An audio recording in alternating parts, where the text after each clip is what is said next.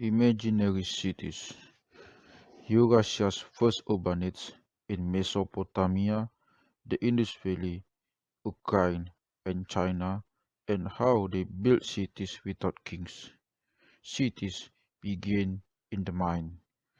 Also proposed Elias Canetti, a novelist and social philosopher, often written of as one of those offbeat mid-century Central European thinkers no one knows quite what to do with. Canetti speculated that Paleolithic hunter-gatherers living in small communities must inevitably have spent time wondering what larger ones would be like. Proof, he felt, was on the walls of caves when they faithfully depicted herd animals that moved together in uncountable masses.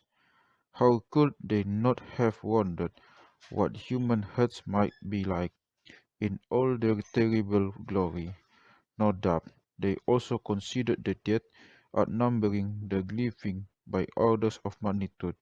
What if everyone who'd ever died were all in one place? What would what would that be like?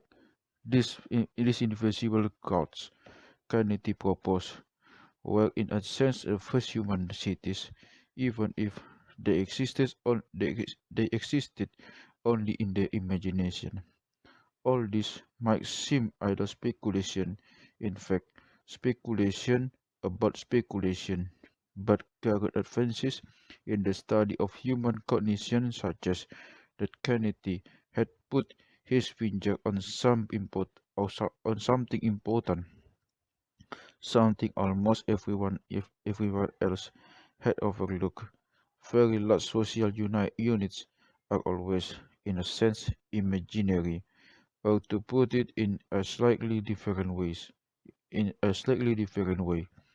there is always a fundamental distinction between the way of the one relates to friends, family, neighborhood, people, and place that we actually know directly, in the way one relates to empires, nations, and metropolises, phenomena that exist largely, or at least most of the time, in our heads. Most of social theory can be seen as an attempt to square these two dimensions of our experience. In the standard, the textbook version of human history, scale is crucial. The tiny bands of foragers in which humans were thought to have spent most of their evolutionary history could be relatively democratic and egalitarian precisely because they were small. It's common to assume, and is often stated as self-evident in fact, that our social sensibilities, even our capacity to keep track of names and faces, are largely determined by the fact that we spend 95% of our evolutionary history in tiny groups of at best a few dozen individuals. We're designed to work in small teams. As a result, large agglomerations of people are often treated as if they were by definition somewhat not natural, and humans are psychologically ill-equipped to handle life inside them. This is the reason the argument often occurs that we require such elaborate scaffolding to make larger communities work. Such things as urban planners, social workers, tax auditors, and police.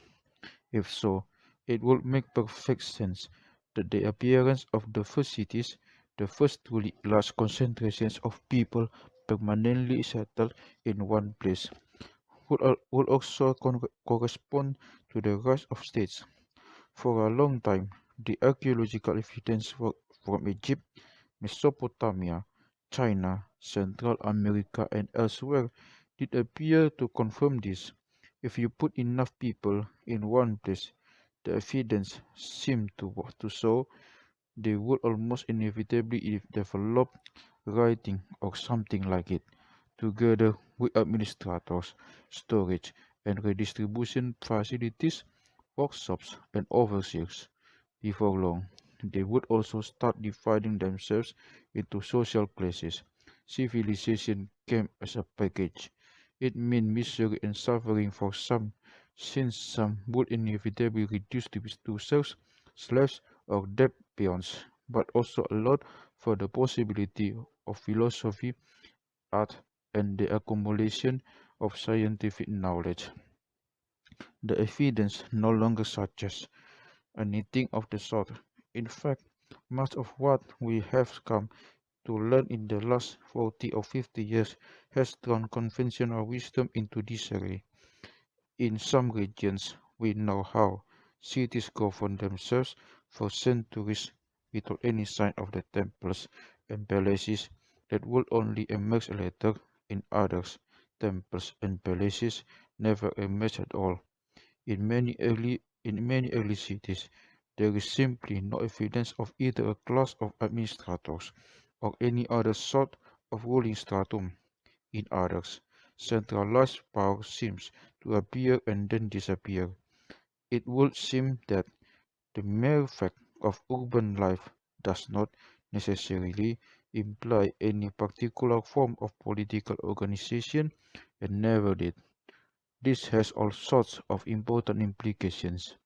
For one thing, it suggests a much less pessimistic assessment of human possibilities, since the mere fact that much of the world's population now live in cities may not determine how we live to anything like the extent you might assume, but before even starting to think about that, we need to ask how we got things so extraordinarily wrong to begin with, in which we first take on the notorious issue of scale. Common sense is a peculiar expression. Sometimes it means exactly what it seems to mean, practical wisdom born of real life experience, avoiding stupid, obvious pitfalls.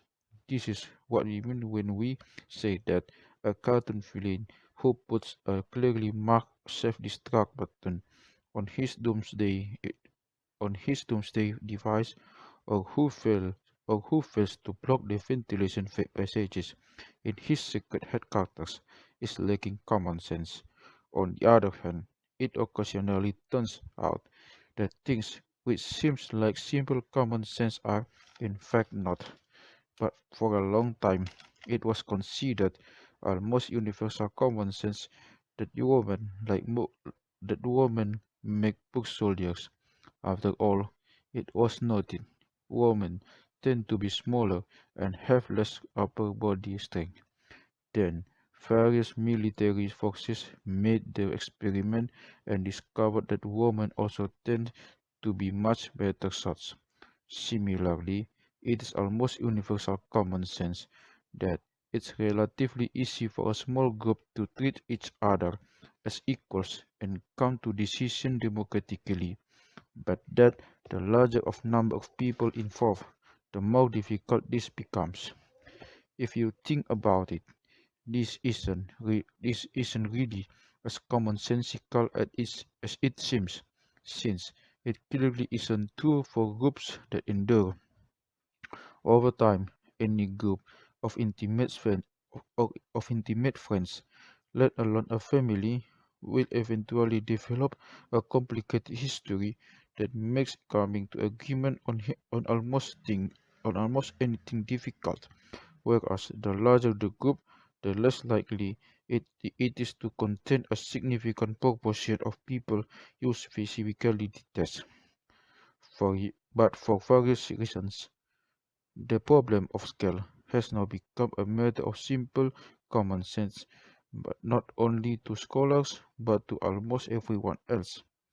Since the problem is typically seen as a result of our evolutionary inheritance, it might be helpful for a moment to return to the source and consider how evolutionary psychologists like Robin Dunbar have typically framed the question. Most begin by observing that the social organization by hunter-gatherers, both ancient and modern, operates at different tiers or levels, nested inside one another like Russian dolls.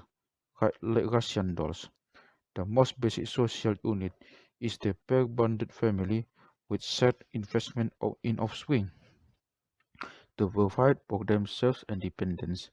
These nuclear units are obliged, or so the argument goes, to cluster together in bands made up of 5 or 6 closely related families on ritual occasions, or when game is particularly abundant. Such bands coalesce to form residential groups or clans of roughly 150 persons, which, according to Dunbar, it also it also around it also around the upper limit of stable, trusting relationships we are cognitively able to keep track in our heads. And this, he suggests, is no coincidence. Beyond 150, which has come to be known as Dunbar's number, larger groups, such as tribes, may form, but Dunbar sets these larger groups will inevitably will inevitably lack the solidarity of smaller kin-based ones, and so conflicts will tend to arise within them. Dunbar considers such nested arrangements to be among the factors which shape human cognition in deep evolutionary time, such that even today a whole plethora of institutions that require high levels of social commitment, from military brigades to church congregations, still tend to gravitate around the original figure of 150 relationships. It's a fascinating hypothesis. As formulated by evolutionary psychologists, it hints on the on the it hints the idea on the idea that living hunter-gatherers do actually provide evidence for this supposedly ancient way of scaling social relationships upwards from core family units to to bands and residential groups, with each larger group reproducing that same sense of loyalty to one's natal kin, just on just on one just on a greater scale, all the way up to things like brothers or indeed sisters in arms. But here comes the worm in the bud. There is an obvious objection to the evolutionary models which assume that our strongest social ties are based on close biological kinship. Many humans just don't like just don't like their families very much, and this appears to be just as true in present day hunter-gatherers as anyone else. Many seems to find the prospect of living their entire lives surrounded by close relatives so unpleasant that, that they will that, that they will travel very long distances just to get away from them. New York for dem, for the demography of modern hunter-gatherers, drawing statistical comparisons for a global sample of cases ranging from the Hadza in Tanzania to the Australian Martu, shows that residential groups turn out not to be made up of biological kin at all, but the burgeoning field of human genomics is beginning to suggest a similar picture for ancient hunter-gatherers as well, all the way back to the Pleistocene. While modern Martu, for instance, might speak of themselves as if they were all descended from, from some common totemic ancestor, it turns out that primary biological kin actually make up less than 10% of the total membership of any given residential group. Most participants are drawn for a much wider pool who do not share close genetic relationships, whose origins are scattered over very large territories and who may not even have grown up speaking the same languages. Anyone recognized to be Martu is a potential member of any Martu band, and the same turns out to be true of the Hadza, Bayaka, Kungsan, and so on. The truly adventurous, meanwhile, can often contrive to abandon their own larger group entirely. This is all the more surprising in places like Australia, where then where there tend to be very elaborate kinship systems in which almost all social arrangements are ostensibly organized around a genealogical descent from totem ancestors. It would seem, then, a kinship in such cases is really a kind of metaphor for social attachments, in much the same way we'd say all men are brothers. When trying to express internationalism, even if we can't stand on our actual brother and haven't spoken to him for years. What's more, the said metaphor often extended over very long distances, as we've seen with the way that turtle or big plants once existed across North America or mighty systems across Australia. This made it a relatively simple matter for anyone descended with their immediate biological kin to travel very long distances and still find a welcome.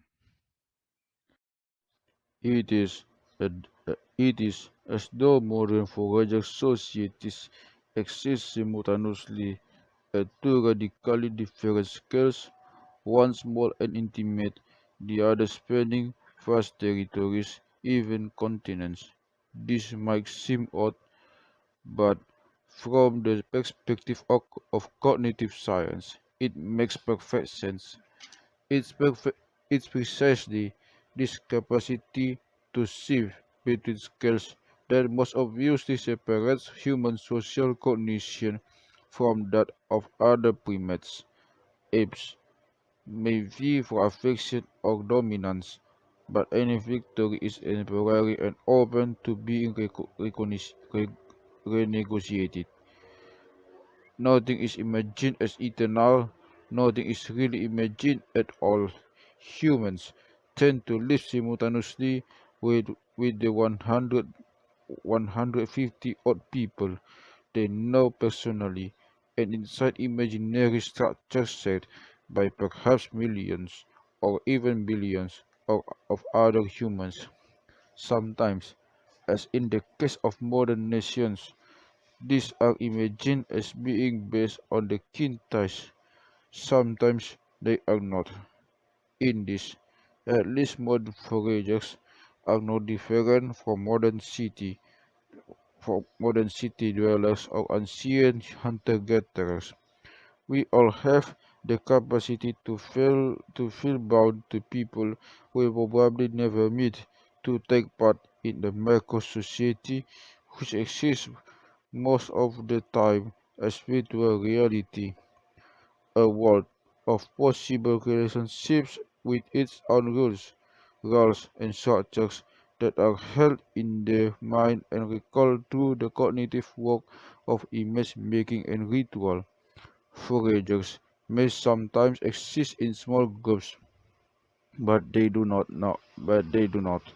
probably have not ever lived in a small scale societies, none of which none of which is to see the scale in the sense of absolute population size makes no difference at all. What it means is that these things do not necessarily matter in the seemingly common sense sort of way we tend to assume. On this particular point, at least, Carnegie had it right.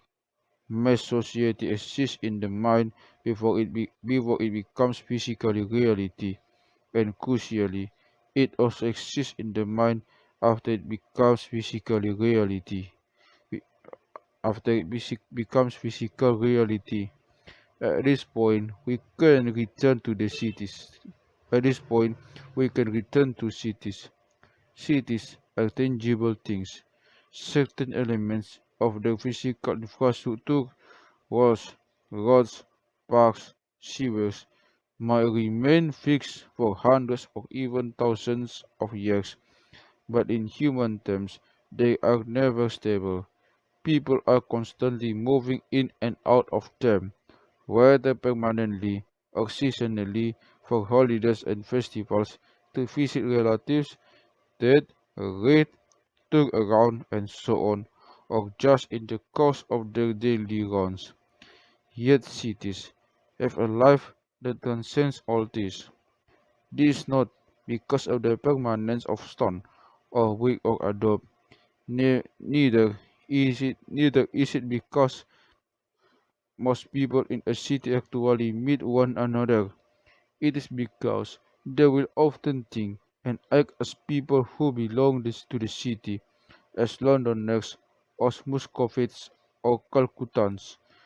As the urban sociologist Claude Fisher put it, most city most city dwellers lead sensible, circumscribed lives, rarely go downtown, hardly know areas of the city they neither live nor walk in and see in any sociologically meaningful way. Only a tiny fraction of the city's population. Certainly, they may on occasion, during rush hours, football games, etc., be in the presence of thousands of strangers, but that does not necessarily have any direct effect on their personal lives. Urbanites live in small social worlds that touch but do not interpenetrate. All this applies in equal measure to ancient cities. Aristotle, for example, insisted that Babylon was so large that 2 or 3 days after it had been captured for a foreign army, some parts of the city still had not had the news. In other words, from the perspective of someone living in ancient city, the city itself was not so entirely different from earlier landscapes of clans of moieties that they extended across hundreds of miles. It was a structure raised primarily in the human imagination, which allowed for the possibility of amicable relations with people they had never met. In Chapter 4, we suggest that for much of human history, the geographical range in which most human beings were operating was actually shrinking. Paleolithic cultural areas span continents. Mesolithic and Neolithic culture zones still covered much wider areas than the human territory of most contemporary ethno-linguistic groups, what anthropologists refer to as cultures. Cities were part of that process of contraction, since urbanites could, and many did, spend almost their entire lives with a few miles radius, something that would hardly have been conceivable for a period of an earlier age. One way to think about this would be to imagine a vast regional system of the kind that once spent much of Australia or North America being squeezed into a single urban space while still maintaining its spiritual quality. If that is even roughly what happened when the earliest cities bombed, then there is no reason to assume there were any special cognitive challenges involved. Living in unbound, living in unbounded, eternal, largely imaginary groups is effectively what humans had been doing all along. So, what really new here? So, what was really new here? Let's go back to the archaeological evidence. Settlements inhabited by tens of thousands of people make their first appearance in human history around 6,000 years ago on almost every continent, at first in isolation. Then they multiply. One of the things that makes it so difficult to fit what we now know about them into an old-fashioned evolutionary sequence where cities, states, bureaucracies, and social classes all emerge together is just how different these cities are. It's just not the sum that some early cities lack class divisions wealth monopolies on hierarchies of administration. They exhibited they exhibit such extreme variability as to imply, from the very beginning, a conscious experimentation in urban form. Contemporary archaeology shows, among other things, that surprisingly few of these early cities contain signs of authoritarian rule.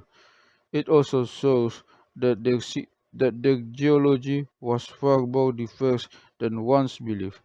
Cities do not necessarily depend on rural hinterland in which serfs or peasants engage in backbreaking labor, hauling in cartloads of grain for consumption by urban dwellers. Certainly, that situation became increasingly typical in later ages, but in the first cities, small-scale gardening and animal keeping were often at least as important.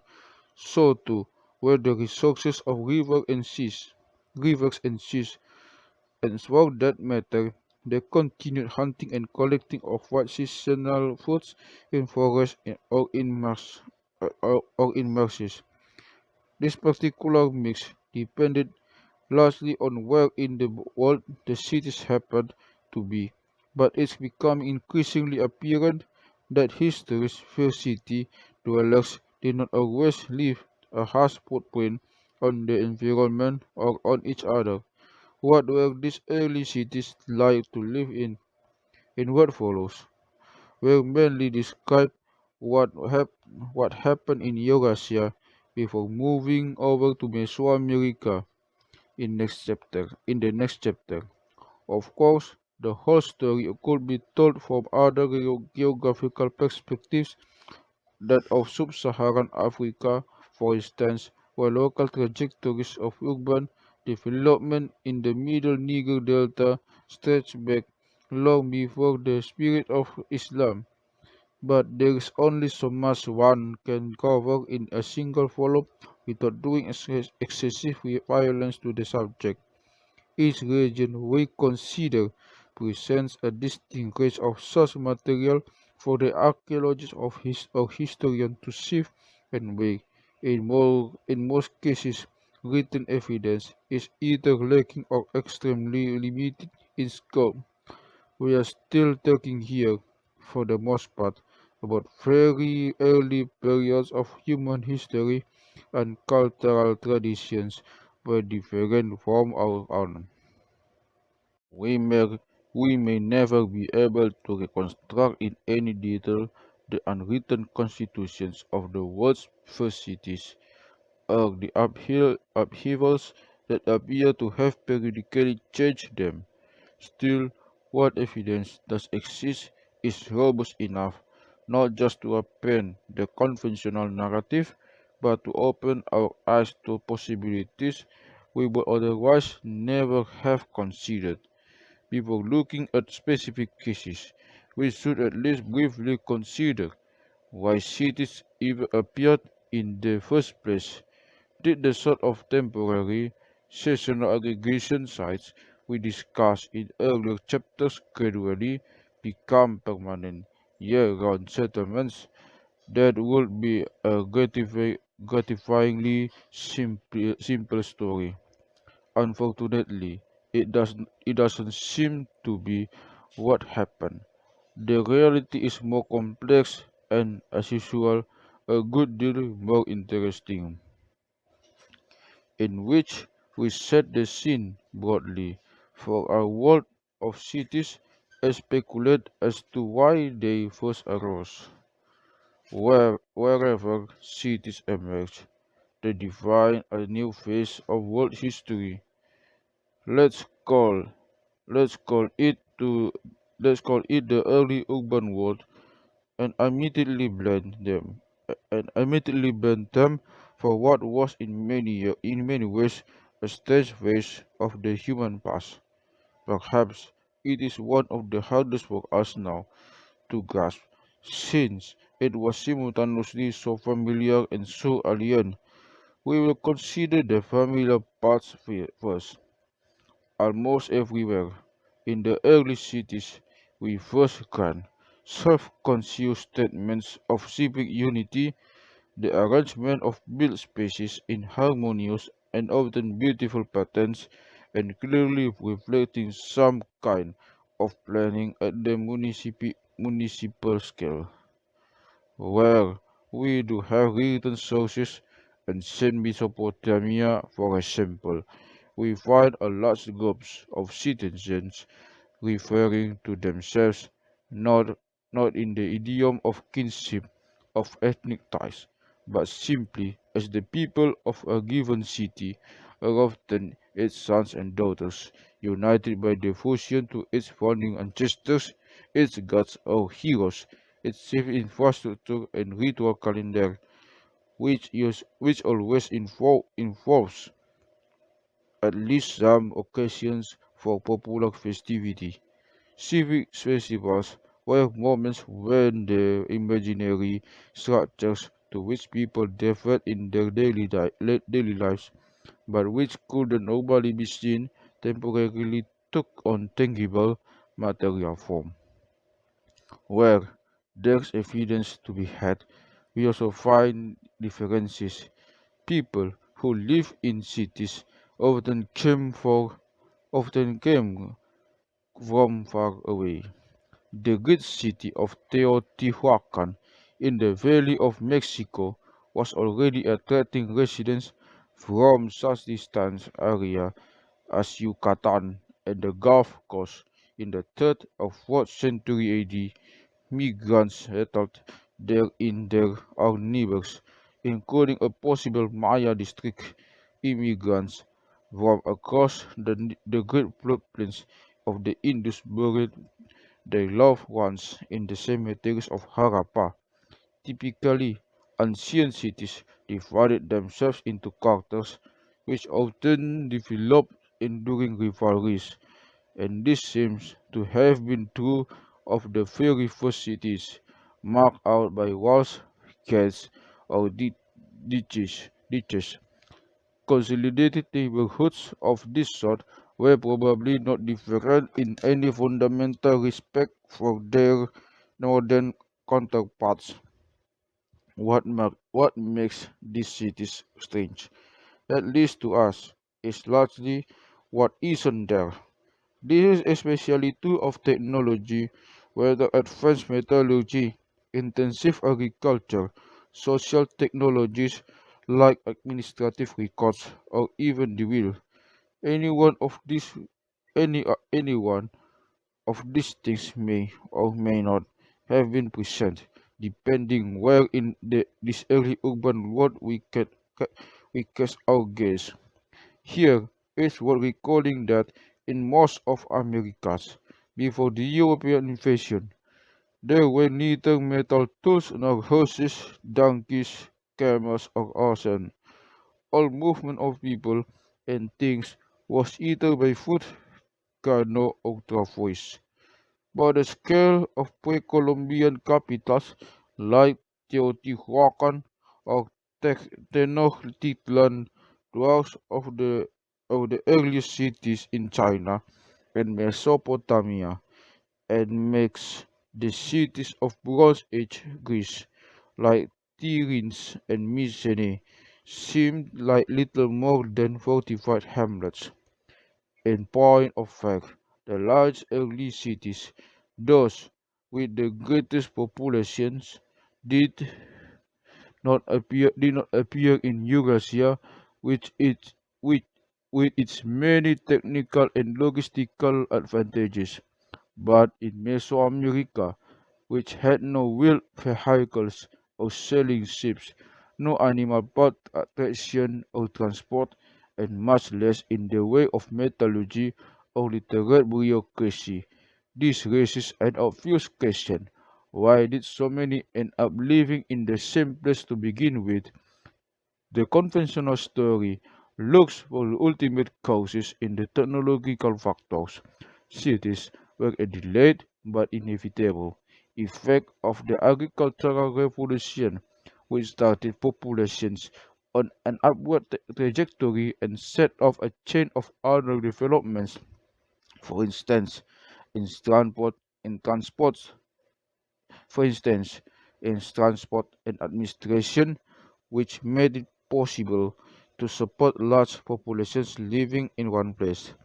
Their large populations then required states to administer them.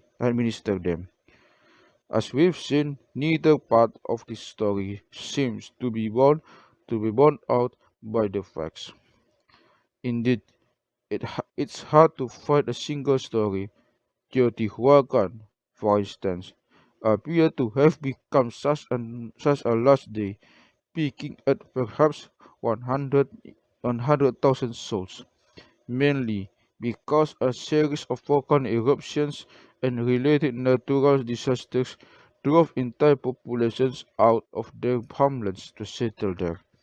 Ecological factors often played a role in fact in the formation of cities, but in this particular case, this would appear to be only obliquely related to the intensification of agriculture. Still, there are hints of a pattern.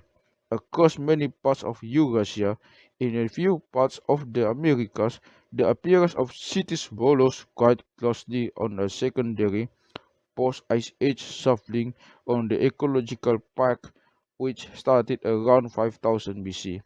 At least two environmental changes were at work here. The first concerns rivers. At the beginning of the Holocene, the world's great rivers were mostly still wide and unpredictable. Then, around 7,000 years ago, flood regimes started changing, giving way to more settled routines. This is what created wide and highly fertile floodplains along the Yellow River, the Indus, the Tigris, and other rivers that we associate with the first urban civilizations. Parallel to this, the melting of polar glaciers slowed down in the middle Holocene to a point that allowed sea levels the world over to stabilize, at least to a greater degree than they ever had before. The combined effect of these two processes was dramatic, especially where great rivers met the open, met the open waters, depositing the seasonal floods for vessels sailed faster than the sea waters could push them back. This was the origin of those great van-like deltas we see today at the head of the Mississippi, the Nile of the Euphrates, for instance, comprising well-watered soils, annually shifted by river action, and rich wetland and watershed habitats favored by migratory game and waterfowl, and deltaic environments were major attractors for human populations.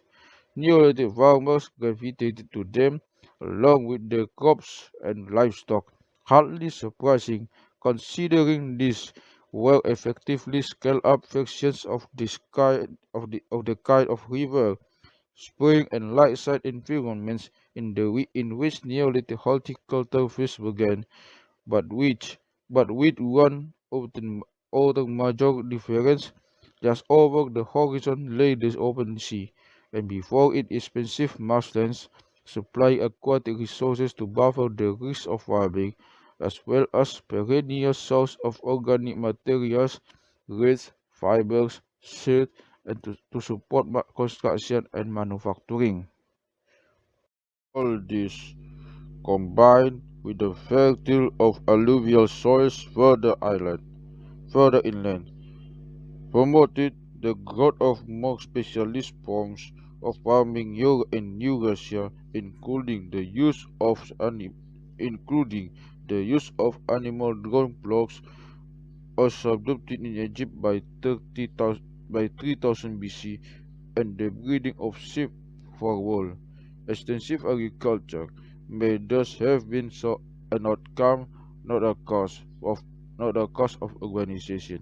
Choices about which crops and animals to farm often had less to do with wood subsistence than the burgeoning industries of early cities, notably textile production, as well as popular forms of urban cuisine such as alcoholic drinks, leavened bread, and dairy products. Hunters and foragers, fishers and fowlers were no less important to these new urban economies than farmers and shepherd's. Peasantries, on the other hand, were later secondary development. Wetlands and floodplains are no French archaeological survival. Often, these earliest phases of urban occupation lie beneath later deposits of silt or the remains of cities grown over them. In many parts of the world, the first available evidence relates to an already mature phase of urban expansion. By the time the picture comes into focus, we already see a mass metropolis of network of centers, outscaling all previous settlements by a factor of 10 to 1. Some of these cities in former wetlands have only emerged very recently into historical view, furthermore from the Bulgars. The results are often striking, and their implications still unclear. We know now, for instance, that in China's Shandong province, on the lower reaches of the Yellow River, settlements of 300 hectares or more, such as Liangjingzhen and Yawangcheng, were present by no later than 2500 BC, which is over 1000 years before the earliest royal dynasties developed on the central Chinese plains. On the other side of the Pacific, around the same time, ceremonial centers of great magnitude developed in the valley of Peru's Rio Sub, notably at the site of Caral, where archaeologists have uncovered sunken plazas and monumental platforms for millennia older than in the Inca Empire. The extent of human inhab- the extent of human habitation around these great centers is still to be determined. These new findings show that archaeologists still have much to find out about the distribution of the world's first cities. They also indicate how much older those cities may be than the systems of authoritarian authoritarian government and literate administration that were once assumed necessary for this foundation. Similar revelations are emerging from the Maya lowlands, where ceremonial centers are of truly enormous size and so far, presenting no evidence of monarchy of certification, can now be dated back as far as 1000 BC, more than 1000 years before the rise of classic Maya kings, whose royal cities were notably smaller in scale. This in turn raises a fascinating but difficult question. What held the earliest experiments in urbanization together other than rich fibers and clay? What was the social glue? It is high time for some examples, but before we examine the great valley civilizations of the Tigris, Indus, and Yellow rivers, we will first visit the interior grasslands of Eastern Europe on mega sites and how archaeological findings in Ukraine are overturning conventional wisdom on the origins of cities. The remote history on the countries around the Black Sea is awash with gold, at least at any casual visitor to the major museums of Sofia, Kiev, of Tbilisi, come could be forgiven for living with this impression.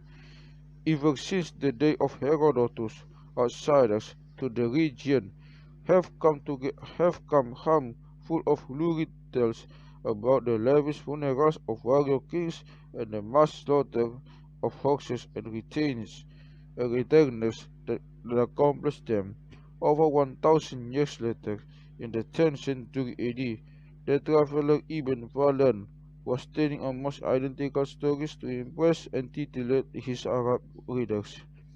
As a result, in these lands, the term prehistory or sometimes proto-history has always evoked the legacy of aristocratic tribes and lavish tombs crammed with treasure. Such tombs are certainly there to be found, there, there to be found on the region's western flank in Bulgaria. They begin with the God-soaked cemetery of Varna, only place in what regional archaeologists refer to as the Copper Age, corresponding to the 5th millennium BC. To the east, in southernmost Russia, a tradition of extravagant funeral rites began shortly after, associated with burial mounds known as kurgans, which do indeed mark the resting places of warrior princes of one sort or another. But it turns out this wasn't the whole story. In fact, magnificent warrior tombs might not even be the most interesting aspect of the region prehistory. There were also cities. Archaeologists in Ukraine and Moldova got their first inkling of them in the 1970s when they began to detect the existence of human settlements older and much larger than anything they had previously encountered. Further research showed that these settlements, often referred to as mega sites, with the modern names of Taljanki, Maiden, Maidensk, Nebelivka, and so on, dated to the early and middle centuries of the 4th millennium BC, which meant that some existed even before the earliest known cities in Mesopotamia. They were also larger in area. Yet, even now, in scholarly discussions about the origins of urbanism, these Ukrainian sites almost never come up. Indeed, the very use of the long-term mega site is a kind of euphemism, signaling to the wider audience that this should be thought of as proper cities, but as something more like villages that for some reason had expanded inordinately in size.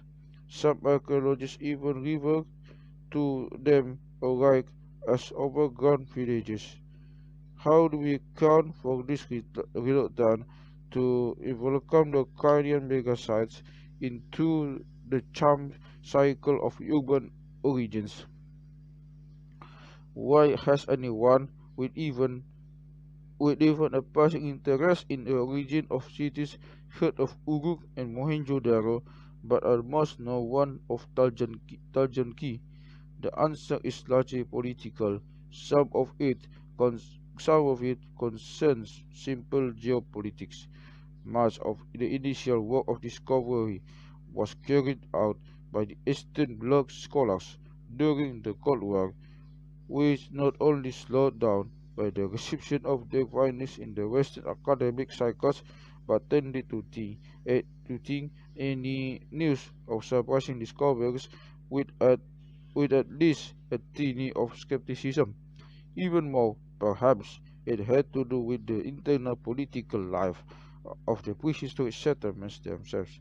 That is, according to conventional views of politics, there didn't seem to be any, no evidence was unearthed of centralized government or administration, or indeed any form of ruling class. In other words, these enormous settlements had all the hallmarks of what evolutionists would call a simple, not a complex society. It's hard here not to recall Ursula Le Guin's famous short story, the ones who walk away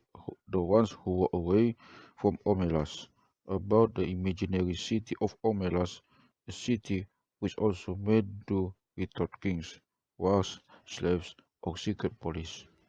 We have a tendency, Le Guin notes, to write of such a community as simple, but in fact the citizens of Omelas were not were not simple folk, not do shepherds, nor savages, blind utopians. They were not less complex than us. The trouble is just that we have a bad habit, encouraged by pedants and sophisticates, of considering happiness as something rather stupid. Legin has a point. Obviously, we have no idea who relatively happy the inhabitants of Ukrainian megasites like Maidenetsky or Nebelivka were, compared to the lots who constructed Kurgan burials or even the retainers ritually sacrificed at their funerals or the bonded laborers who provided bread and barley to the inhabitants of later Greek colonies among the Black Sea coast. Too, we can guess, as anyone who has read the story knows, Homerus had some problems too. But the point remains: why do we assume that people who have figured out a way for a large population to govern and support itself without temples, palaces, and military fortifications, that is, without overt displays or arrogance, self-abasement, and cruelty, are somehow less complex than those who have not? Why would we hesitate to dignify such a place with the name of city? The megasites of Ukraine and adjoining regions were inhabited from roughly 4 4,100 until to 300,000 BC, that is, for something in the order of 8 centuries, which is considerably longer than most subsequent urban traditions. Why were they there at all? Like the cities of Mesopotamia and the Indus Valley, they appear to have been born of ecological opportunism in the middle phase of the Holocene, not floodplain dynamics in this case, but processes of soil formation of the flatlands north of the Black Sea. These black earths, Russian Cernozem, are legendary for their fertility. For the empires of later antiquity, they made the lands between the southern Bark and river ribs a breadbasket, which is why Greek city-states established colonies in the region and enslaved or made slaves of the local populations to begin with. Ancient Athens. Ancient Athens was largely fed by Black Sea grain.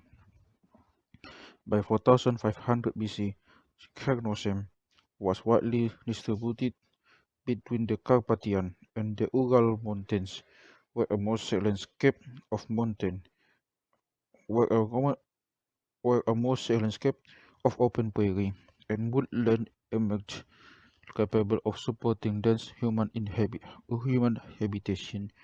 The Neolithic people who settled there had traveled east from the lower reaches of the Danube, passing through the Carpathian Mountains, We do not know why, but we do know that throughout their peregrinations in river valleys and mountain passes, they retained a cohesive social identity. Their villages, often small in scale, share similar cultural practices, reflected in the forms taken by their dwellings, female figurines, and ways of making and serving food. The archaeological name given to this particular design for life is the Cucutenic is the Cucuteni Tripolier culture, after the site where it was first recorded. So the Ukrainian and the Moldovan megasites did not come out of thin air. They were the physical realization of an extended community that already existed long before its constituent units coalesced into large settlements. Some tens of these settlements have now been documented. The biggest currently known, Taljanki, extends over an area of 300 hectares, or spanning the earliest phases of the city of Ur in southern Mesopotamia. It presents no evidence of central administration or communal storage facilities, nor have any government buildings, fortifications of monumental architecture been found. There is no acropolis of civic center, no equivalent to Uruk's raised public district called Erna, House of Heaven, or the Great Bed of Mohenjo-daro. What we know, what we do find are houses, well over 1,000 in the case of Tarjanki, rectangular houses, 16 or so feet wide and twice long, built of water and daubed on timber frames with stone foundations. With the attached gardens, these houses form such neat circular patterns that are that from a bird's eye view, a mega site resembles the inside of a tree trunk. Great rings with concentric spaces between. The enormous ring frames a big gap in the middle of settlement, where early excavators at first expected to find something dramatic, whether magnificent buildings or grand burials. But in every known case, the central area is simply empty gases for its function range from popular assemblies to ceremonies or the seasonal painting of animals or possibly a tree. In consequence, the standard archaeological plan of a Ukrainian site is all flesh, no core. Just as surprising as their scale in the distribution of these massive settlements, which are all quite close to each other, at most 6 to 9 miles apart. The total population, estimated in the many thousands per megasite, and probably were over were over 10,000 in some cases, would therefore have had to draw resources from a common hinterland. Yet their ecological footprint appears to have been surprisingly light. There are a number of possible explanations. Some have suggested the megasites were only occupied part of the year, even for just a season, making them urban-scale versions of the kind of temporary aggregation sites we discussed in Chapter 3. This is difficult to reconcile with the substantial nature of the houses. Consider the effort expended in felling trees, laying foundations, making good walls, etc. More probably, the mega sites were much like most other cities, neither permanently inhabited nor strictly seasonal, but somewhere in between.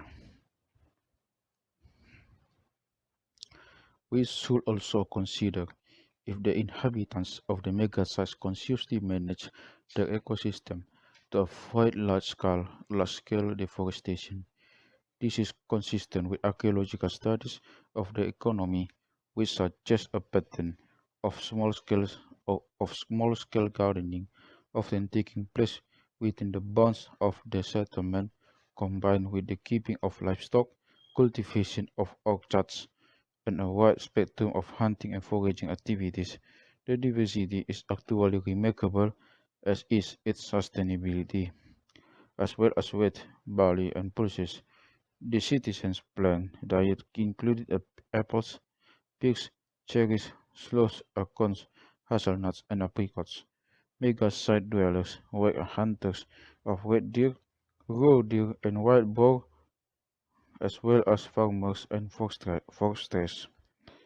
It was it was play farming on a grand scale, a ur- an urban populace supporting itself through small-scale cultivation and herding, combined with an extraordinary array of wild foods.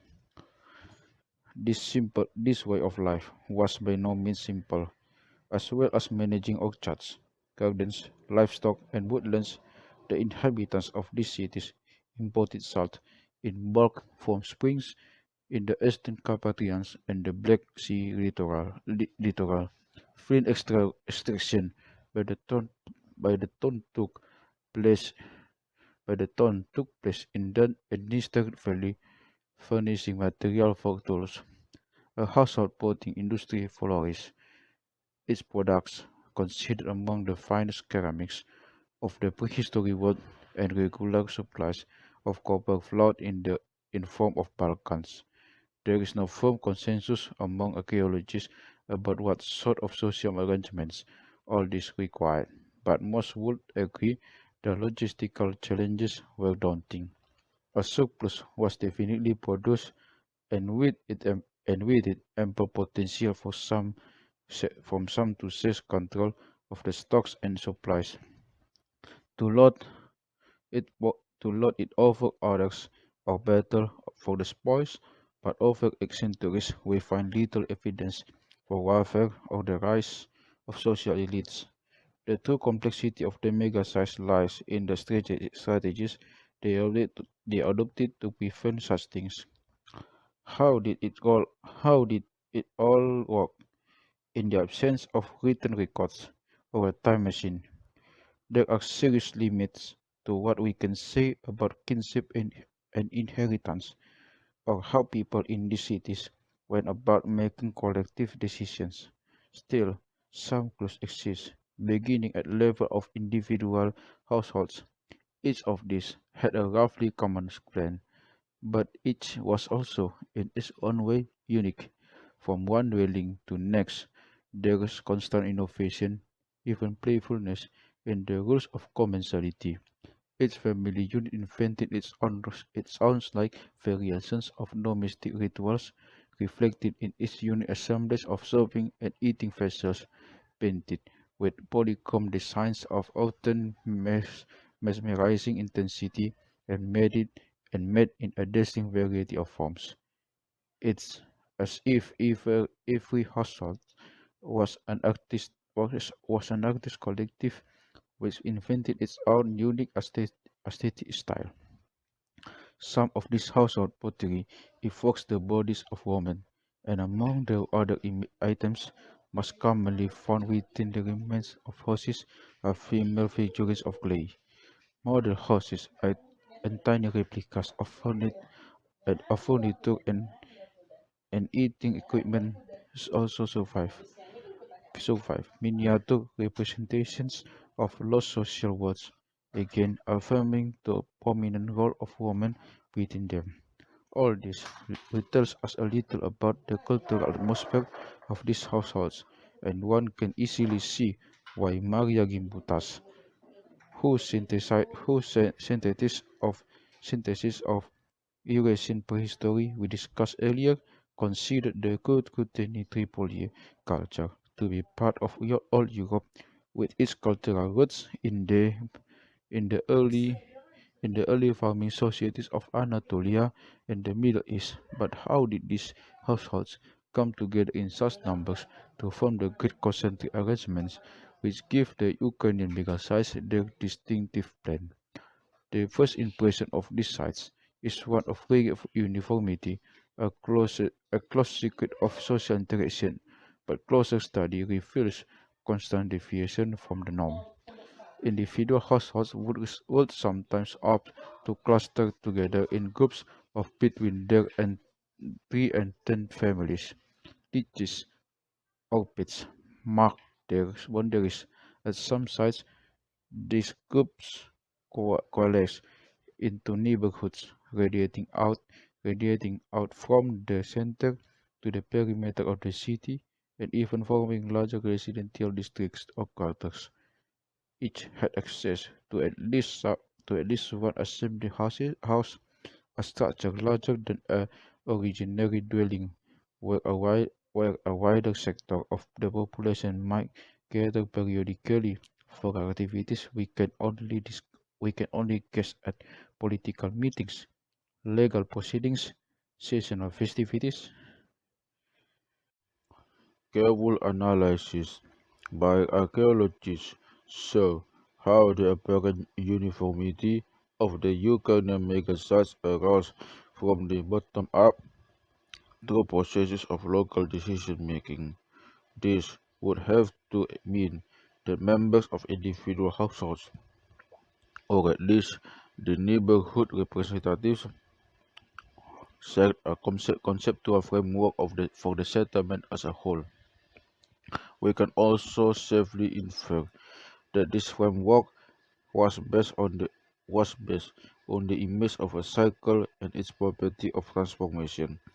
To understand how the citizens put this mental image into effect, translating it into a workable social reality at such enormous scales, we cannot rely on archaeology alone. Fortunately, the burgeoning field of the ethnomathematics shows shows exactly how such a system might have worked in practice.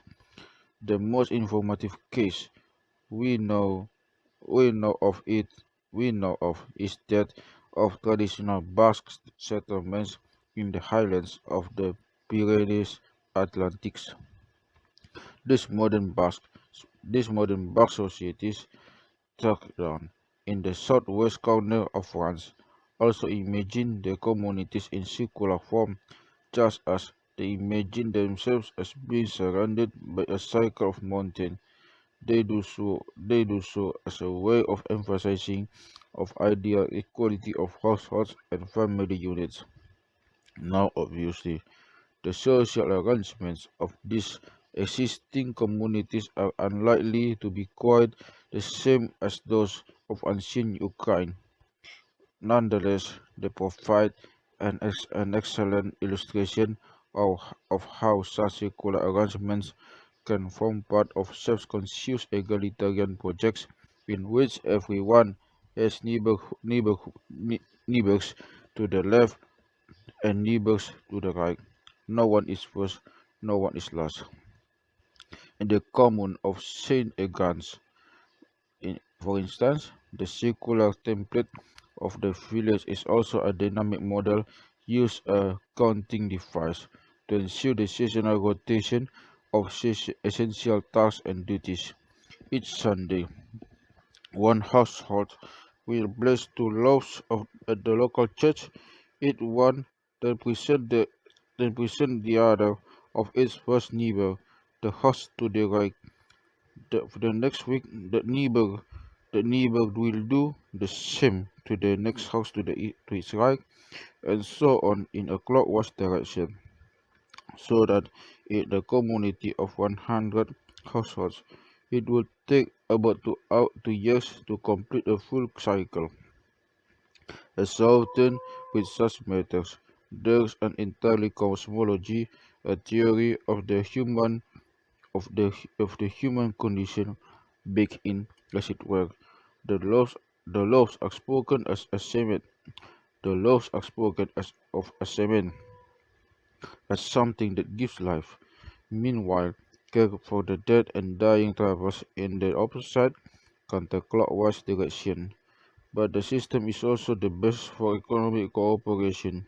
If any one household is for any reason unable to fulfill its obligations when it is time to do so, a careful system of substitution comes into play, so neighbors at first, second, and sometimes third remove can temporarily take their place. This This in turn provides the model for virtually all forms of cooperation. The same system of first neighbors and substitution, the same serial model of reciprocity is used to call up anything that requires more hands than the single family can provide, from planting and harvesting to cheese making and slaughtering pigs. It follows that households cannot simply schedule their daily labor in line with their own needs.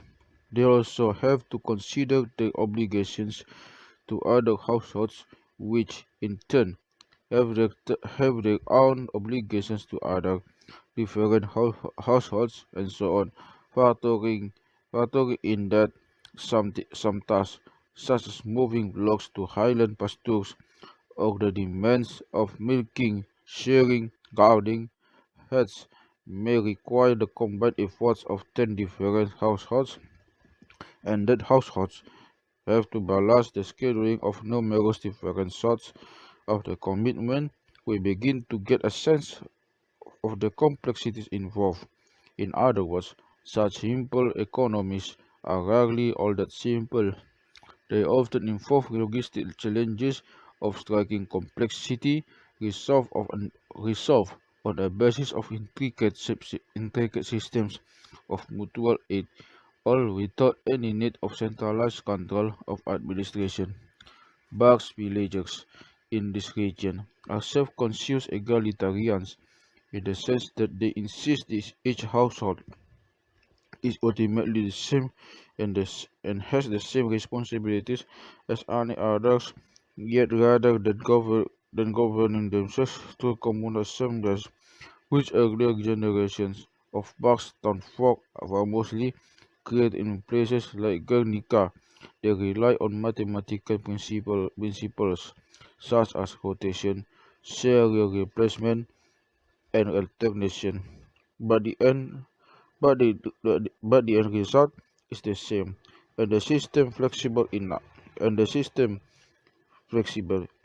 enough that changes in the number of households or the captivities or the capacities of the individual members can be continually taken into account, ensuring relations of equality are preserved over the long term, with an almost complete absence of internal conflict.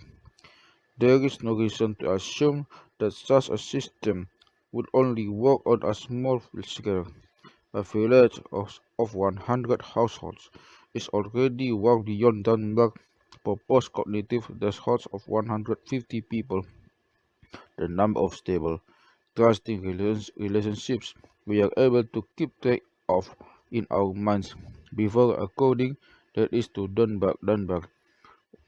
We are obliged to start putting, putting shifts and administration in charge of social affairs in Bucks villages and town and Bucks villages and towns used to be far larger than this. One one can at least begin to see how, in a different context, such egalitarian systems might scale up to communities of many hundreds of even thousands of households. Returning to the Ukrainian megasites, we must admit that much remains unknown. Around the middle of the 4th millennium BC, most of them were basically abandoned. We still don't know why. What they offer us in the meantime is significant proof that highly egalitarian organization has been possible on an urban scale. With this in mind, we can look with fresh eyes at some better known cases for other parts of Eurasia. Let's start with Mesopotamia. On Mesopotamia, a not so primitive democracy. Mesopotamia means land between the two rivers. Archaeologists sometimes also call this region the heartland of cities. Its footprint, its footprints, because they are otherwise arid, landscape of southern Iraq, turning to the Muslims as they near the head of the Persian Gulf. Urban life here goes back goes urban life here goes back at least to 300 3500 BC in the more northerly lands between the Tigris and Euphrates, where the rivers flow through the two rain-fed plains. The history of cities may go even further back beyond 4000 BC. Unlike the Ukrainian megasites or the Bronze Age cities of the Indus Valley, to which we'll turn shortly, Mesopotamia was already part of modern memory before any archaeologist put a spade into one of its ancient ones. Anyone who had read the Bible knew about the kingdoms of Babylonia and Assyria, and in the Victorian era of High Empire, Bible scholars and Orientalists began excavating sites with scriptural associations like Nineveh and Nimrud, hoping to uncover cities ruled by figures of legend such as Nebuchadnezzar, Sennacherib of Tiglath-Pileser. They did find this, but in those places and elsewhere, they discovered other things that were even more spectacular, like a basalt stela bearing the law code of Hammurabi, ruler of Babylon in the 18th century AD BC, unearthed at Susa in western Iran. Clay tablets from Nineveh bearing copies of the Epic of Gilgamesh, fabled ruler of Uruk, and the royal tombs of Ur in southern Iraq, where the kings and queens unknown to the Bible were interred with sterling riches, and the remains of sacrificed retainers around 2500 BC. There were even bigger surprises. The oldest remains of cities and kingdoms, including the royal tombs of Ur, belonged to a culture previously unknown and not mentioned in scripture, the Sumerians, who used a language unrelated to the Semitic family from which Hebrew and Arabic derive. In fact, as in the case of Basque, there is no consensus on what language family Sumerian does belong to, but in general, the first decades of archaeological work in the region, from the late 19th to the early 20th century, confirmed confirmed an expected of an expected association of ancient Mesopotamia with empire and monarchy. The Sumerians, at least on first sighting, seemed no exception. In fact, they set the tone.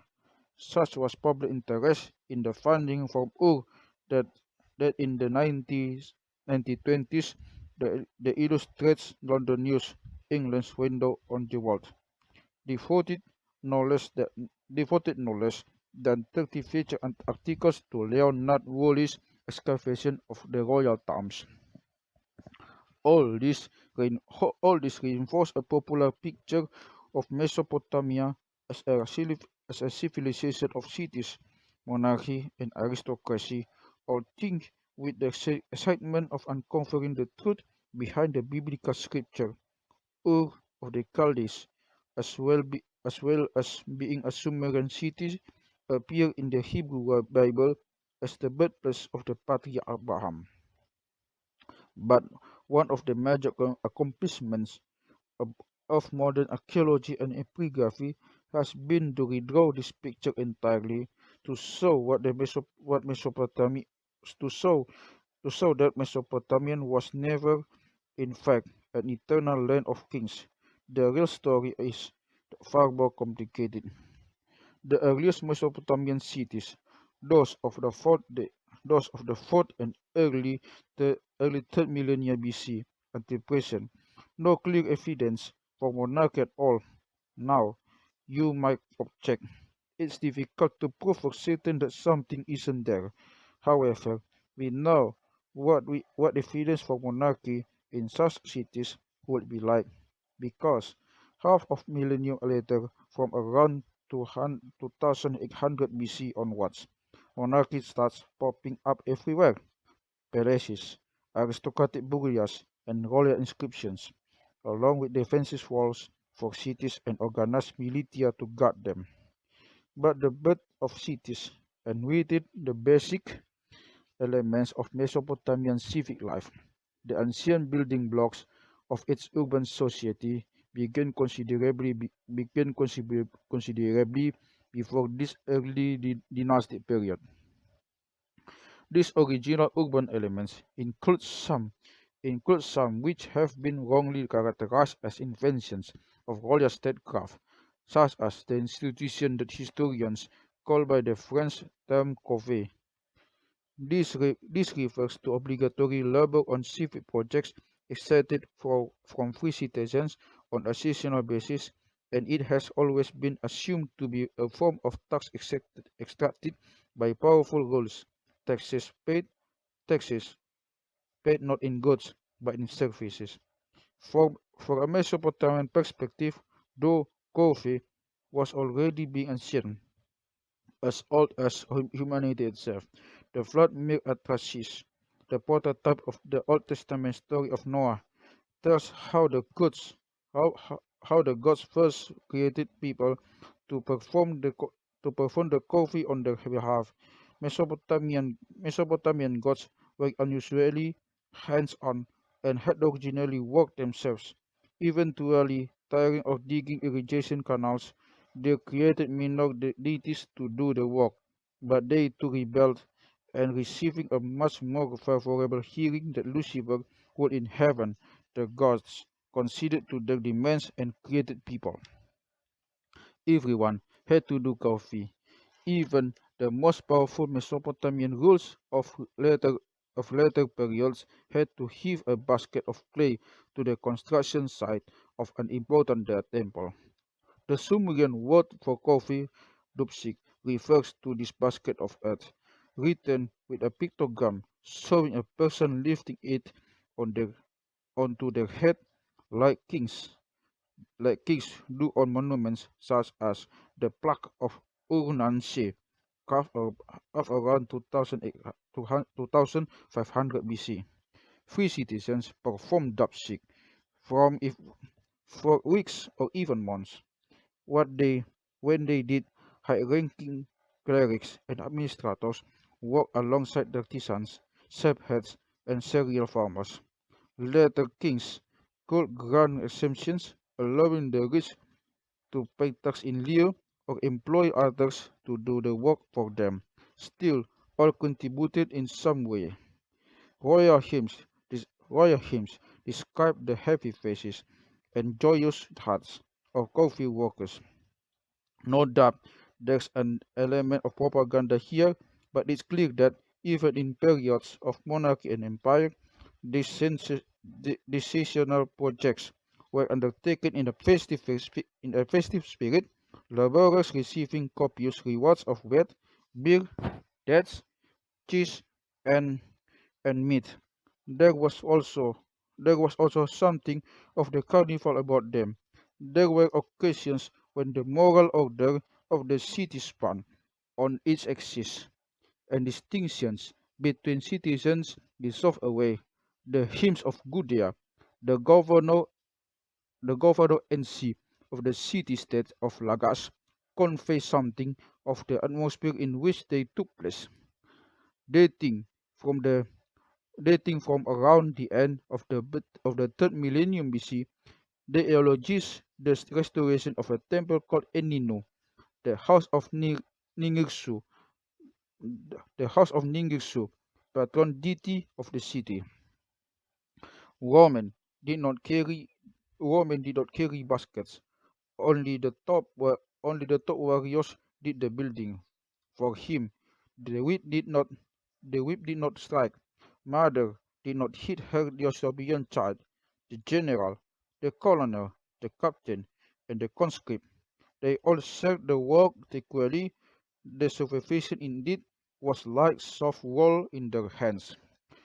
Most lasting benefits for the citizenry at large, included debt cancellation by the governor, times of labor mobilization were thus seen as moments of absolute equality before the gods, when even slaves might be placed on an equal footing to their masters, as well as times when the imaginary city became real, as its inhabitants set their day-to-day in their identities as bakers or taverns keepers or inhabitants of such a neighborhood, or later generals or slaves, and briefly assembled to become the people of Lagash or Kis, Eridu, or Larsa as they built or rebuilt some part of the city or the network of irrigation canals that sustained it. If this if this is at least partly how cities were built, it's hard to write such festivals off as pure symbol display.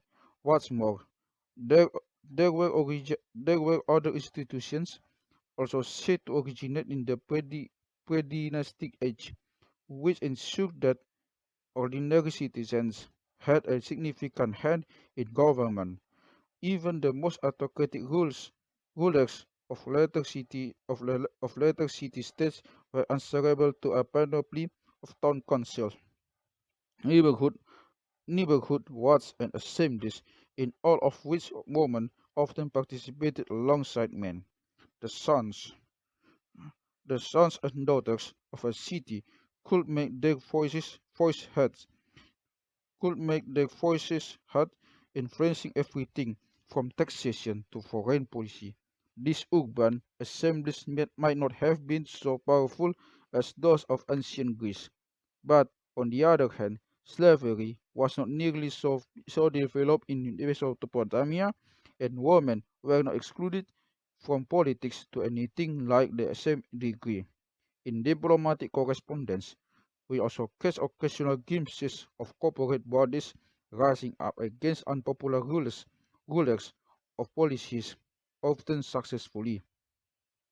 The term used by modern scholars from this general state of affairs is primitive democracy is not a very good term, since there's no particular reason to think any of these institutions were in any way good or unsophisticated. Arguably, the continued the continued use of this odd term by researchers has inhibited wider discussion, which remains mostly confined to the specialist field of Assyriology, the study of ancient Mesopotamia and its written legacy in cuneiform script. Let's take a closer look at the argument and some of its implications. The idea that Mesopotamia possessed a primitive democracy was first advanced in the 1940s by Thorkild Jacobsen, the Danish historian and Assyriologist.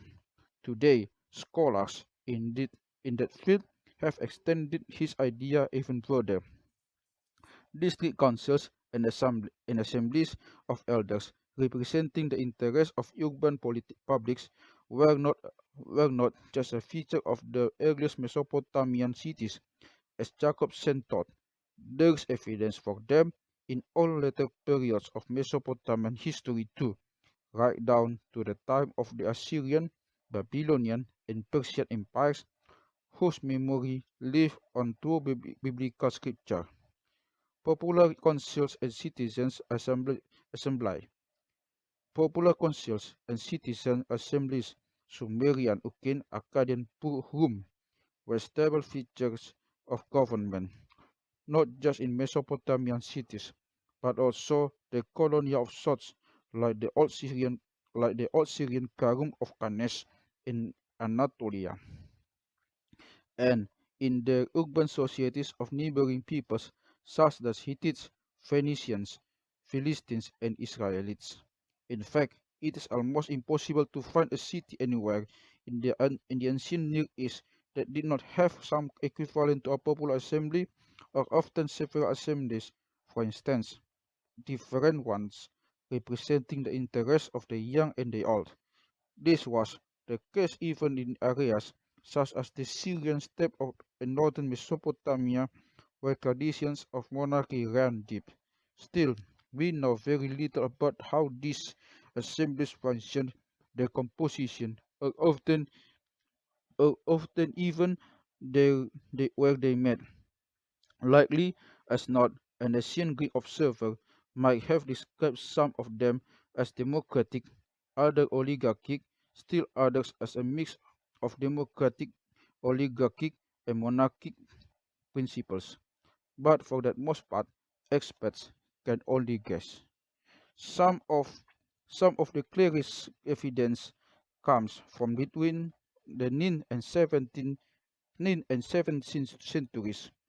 Assyrian Assyrian emperors like Sennacherib and Assurbanipal have been famous since have been, has, have been famous since biblical times for their brutality, creating monuments that boasted on the bloody vengeance they carried out against rebels. But when dealing with royal subjects, they were strikingly hands-off, either granting the total autonomy to citizens' bodies that made that made decisions collectively. We know this because governors stationed far from the Syrian court in southern Mesopotamia's major cities, Babylon, Nippur, Uruk, Ur, and so on, sent letters to their overlords. Many of these were letters recovered by archaeologists during the excavation of royal archives at the ancient imperial capital of Nineveh. In them, city governors relay information to the Assyrian court about decisions made by civic by civic councils. We learn we learn the will of the people on matters ranging from foreign policy to the election of governors. Also that cities bodies sometimes took matters into their own hands, raising soldiers or taxes to support civic projects and playing the overlords off against each other. Neighborhood wards, Akkadian Baptum, after the word for gate, were, were active in local administration and sometimes appear to have replicated certain aspects of feelings of tribal governance in an urban setting. Murder trials, divorce, and property disputes seem to have been mostly in the hands of town councils. Texts Texts found at Nippur give unusual details about the composition of one such assembly, summoned to act as a jury for a homicide case. Among those sitting, we find one bird catcher, one potter, two gardeners, and a soldier in the service of a temple. The Trinidadian intellectual C. L. R. James once said of 5th century Athens that every cook can govern. In Mesopotamia, or at least in many parts of it, it seems this was literally true. Being a manual laborer did not exclude one from direct participation in law and politics. Participatory government, govern, Participatory government in ancient Mesopotamian cities was organized at multiple levels, from wards, sometimes defined on ethnic lines or in terms of professional affiliations, up to larger urban districts, and ultimately the city as a whole. The interests of individual citizens might be represented as at every tier, but the surviving written evidence contains frustratingly few details about how the system of urban government worked in practice. Historians attribute this lack of information to the key role of assemblies operating at various scales and conducting deliberations about local property disputes, divorce, and inheritance cases, accusations of theft, of or murder, and so on, in ways that were largely independent of central government and did not require its written authorization. Archaeologists find themselves in general agreement with the historians, although one might reasonably ask how archaeology can set independent light on such political matters. One answer comes from the site of Maskan Sapir, an important center under the king of Larsa around 2000 BC. As with most Mesopotamian cities, the urban landscape of Maskan Sapir was dominated by its main temple, in this case, the sanctuary of Nergal, god of the underworld, raised up raised up high on ziggurat platform by intensive archaeological survey of the city's harbour, gateways and residential districts revealed a strikingly if distribution of wealth, craft production, and administrative tools across the five main districts, with no obvious center of commercial or political power. In terms of day-to-day affairs, city dwellers, even under monarchies, largely governed themselves, presumably much as they had before kings appeared on the scene to begin with. Things could work the other way round. Sometimes, the arrival of an authoritarian ruler from outside of the city sent urban life into reverse. Such was the case with the Amorite dynasty of the Lims, Yagid Yahudun Zimri which conquered much of the Syrian Euphrates around the same time Maskan Sapir was driving so far uh, to the south. The Libs decided to set up the center of operations in the ancient city called Mari, modern Tel Hariri, on the Syrian Euphrates, and occupied government buildings in its heart. Their arrival seems to have precipitated a mass exodus of Mari's urban population, who left to join up with smaller townships or, or dwelling herders scattered across the Syrian steppe. Before the sack of Mary by the Hammurabi of Babylon in 1761 AD, the lost city of the Amorite kings comprised little more than the royal residence, harem, attached temples, and a handful of other official buildings. Written correspondence of this period offers direct evidence of activity between Arifist monarchy of this kind and the established power of urban assemblies. Later to Zimrilim from Teru, lord of the ancient Hurrian capital of Ukes, modern Telmosan, conveys, convey his importance in the first of cities councils and assemblies. On one occasion, Teru tells Zimrilim, because I am submitted to my lord's pleasure, the inhabitants of my town despise me, and two and three times I have snatched my head back from death by their hand. To which the merry king responds, I did not realize I did not realize that the inhabitants of your town despise you on account of me. You belong to me, even if the town of Ukes belongs to someone else. All this came to a head when Tego confessed he had to flee from public opinion, the mud of Ukes, taking refuge in a nearby town.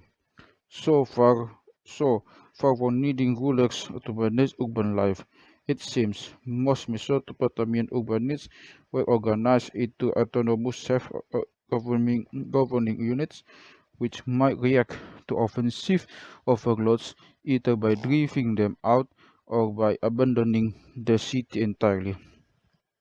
None of this necessarily answers the question. What was the nature of government in Mesopotamian cities before the appearance of kingship? Though it's certainly suggestive. Instead, the answers depend to a slightly alarming degree on discoveries from a single site, the city of Uruk, modern Warka, biblical Erech, whose later mythology inspired Jacobson's original search for primitive democracy, in which we describe how written history and probably oral epic too began, with big councils in the cities and small kingdoms in the hills. At 3300 BC, Uruk was a city of around 200 hectares, dwarfing her neighbors on the southern Mesopotamian floodplain. Estimates of Uruk's population at this time range widely between 2000, between 20,000 and 50,000. The first residential quarters are built over by later urban settlement, which continued down to the time of Alexander the Great in the 4th century BC. Cuneiform script may well may well have been invented at Uruk around 2300 BC, and we can see its early stages of development in numerical tablets and other forms of administrative notation. Bookkeeping in the city's temples was writ- was writing's main function at that point. Thousands of years later, it was also in the temples of Uruk that cuneiform script finally passed into obsolescence, by which time it had been elaborated to record, among other things, the world's earliest written literature and logs. What do we know about the original city of Uruk? By the late 4th millennium BC, it had a high acropolis, much of which was taken up by the rest public district called Eanna, House of Heaven, dedicated to goddess Inanna. On this summit stood 9 monumental buildings, of which only the foundations of imported limestone survive, together with bits of stairwells and fragments of column halls decorated by colored mosaic. The roof, the roofs of the roofs of these broad civic structures must originally have been constructed of exotic timbers brought by river barge from the cedar forests of Syria, which form the backdrop to the Mesopotamian epic of Gilgamesh. For the urban historian, Uruk remains something of a strange fruit, a bit like a Ukrainian mega site in reverse. Its oldest known architectural layout in all is all core with no surrounding place. Since we know almost nothing of the residential districts beyond the Aena precincts, which were ignored by early excavators at the site. In other words, we glimpse something of the city's public sector, but as yet we have no private sector against which to define it. Still, let's press on with what we do know. Most of these public buildings seem to have been great communal assembly halls, clearly modeled on the plan of ordinary households, but constructed as houses of the gods. There was also a great court comprising an enormous sunken plaza, 165 feet across, entirely surrounded by 2 tiers of benches and equipped with water channels to feed trees and gardens, which offered much which offered much needed shade for open air gatherings. This sort of arrangement, a series of magnificent open temples accompanied by a congenial space for public meetings, is exactly what one might expect were Uruk to have been governed by a popular assembly, and as Jacobson emphasized, the Gilgamesh epic, which begins in pre-dynasty Uruk, does speak of such assemblies, including one reserved for the young men of the city. To draw an obvious parallel, the Athenian agora in the time of Pericles, the 5th century BC, was full of public temples, but the actual democratic assemblies took place in open space called the Pings, a low hill equipped with seating for the council of 500 citizens appointed by Sortician, with rotating membership to run the everyday affairs of the city. All other citizens were expected to stand. Meeting at Pings could involve anywhere between 6,000 and 12,000 people. Groups comprising 3 adult males alone form perhaps to 20% of the city's total population. The Great Court at Uruk is considerably larger, and while we have little idea what the what the total population of Uruk was in, say, 3005 3500 BC. It's hard to imagine it was anywhere near that of classical Athens. This suggests a wider range of participation, which would make sense if women were not entirely excluded and if early Uruk did not, like later Athens, define some 30% of its population as resident aliens, with no voting rights and up to 40% as serfs. Much of this remains speculative, but what's clear is that in the later periods things things change. Around 3000 to around 3200 BC, the original public buildings of the Eanna sanctuary were razed and covered with debris, and its sacred landscape redesigned around a series of gated courts and ziggurats. By 2006, by 2900 BC, we have evidence for local cases of rival city-states battling it out for supremacy over Uruk, in response to which a 5.5-mile fortification wall, whose building was later attributed to Gilgamesh, went up around the city's perimeter.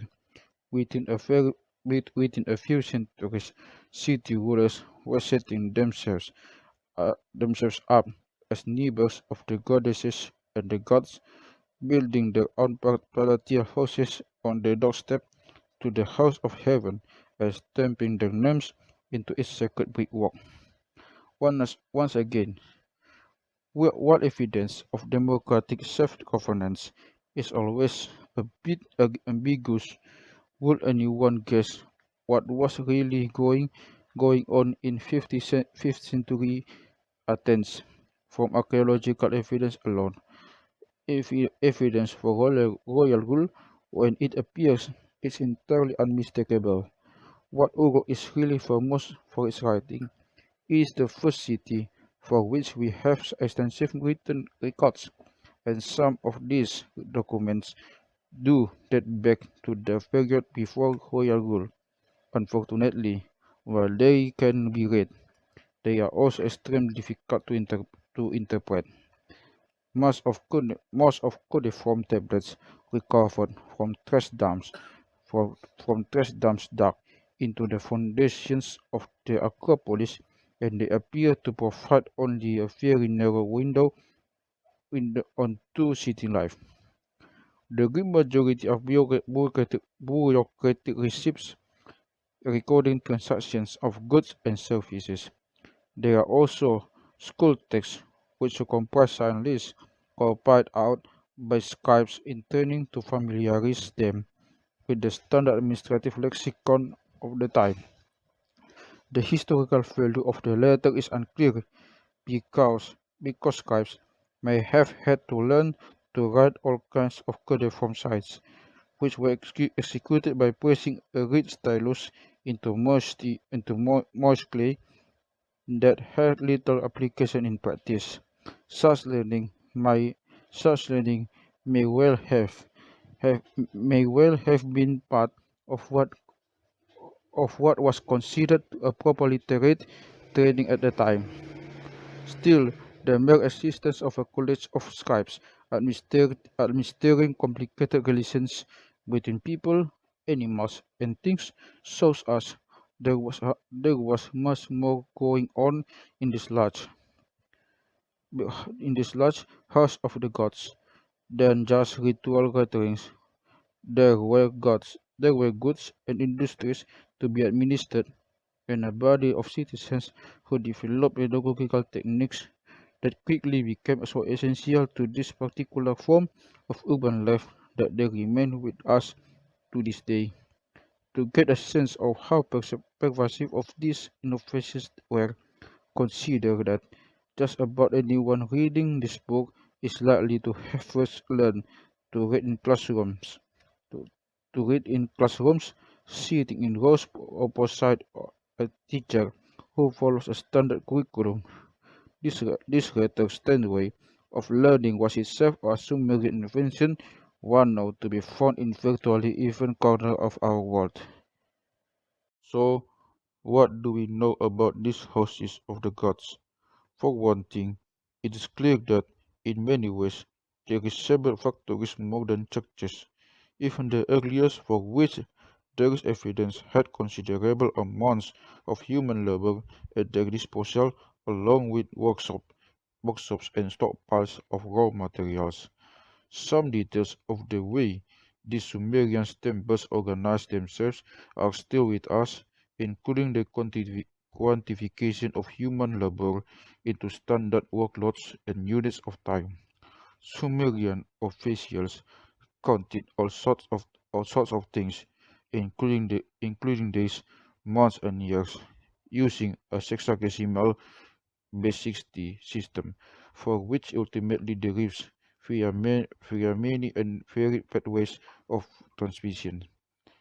Our own system of time reckoning.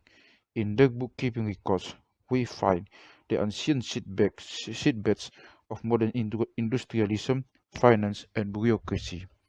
It's often hard to determine exactly what these temple laborers were, or even what sort of people were being organized in this way. Allotted meals and having their outputs inventoried. Were they permanently attached to the temple, or just ordinary citizens fulfilling their annual coffee duty? But the presence of children in the list suggests at least some may have children ha, at least some may have lived there. If so, then this was mostly because they had nowhere else to go. If later Sumerian temples are anything to go by, this workplace will have comprised a whole assortment of the urban needy, widows, orphans, and others rendered vulnerable by debt, crime, conflict, poverty, disease, or disability, who found in the temple a place of refuge and support. For the time being, too, though let us just emphasize the remarkable number of industries that developed in these temple workshops, as documented in the cuneiform accounts. Among them, we find the first large-scale dairy and wool production, also the manufacture of leavened bread, beer, and wine, including facilities for standardized packaging. Some active varieties of fish, fresh and saltwater, appear in the administrative accounts along with their associated oil and food products, preserved and stored in temple repositories. From this, we can deduce that a primary economic function of this temple sector was to coordinate labor at key times of year to provide quality control for processes processed goods that differ from those made in ordinary households.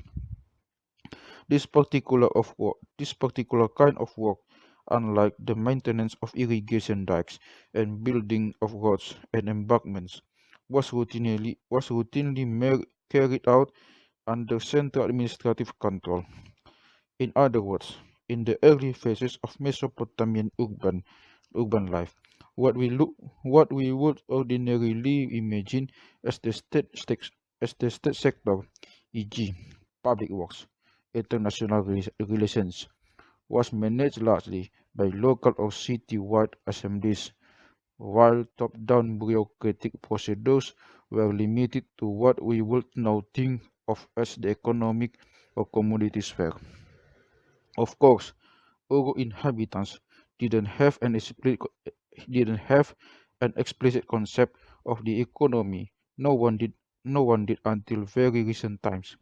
For Sumerians, the ultimate the ultimate purpose of all these factories and workshops was to provide the gods and goddesses of the city with an illustrious residence where they would receive offerings of food, fine clothing, and care, which also means servicing the cult and organizing their festivals.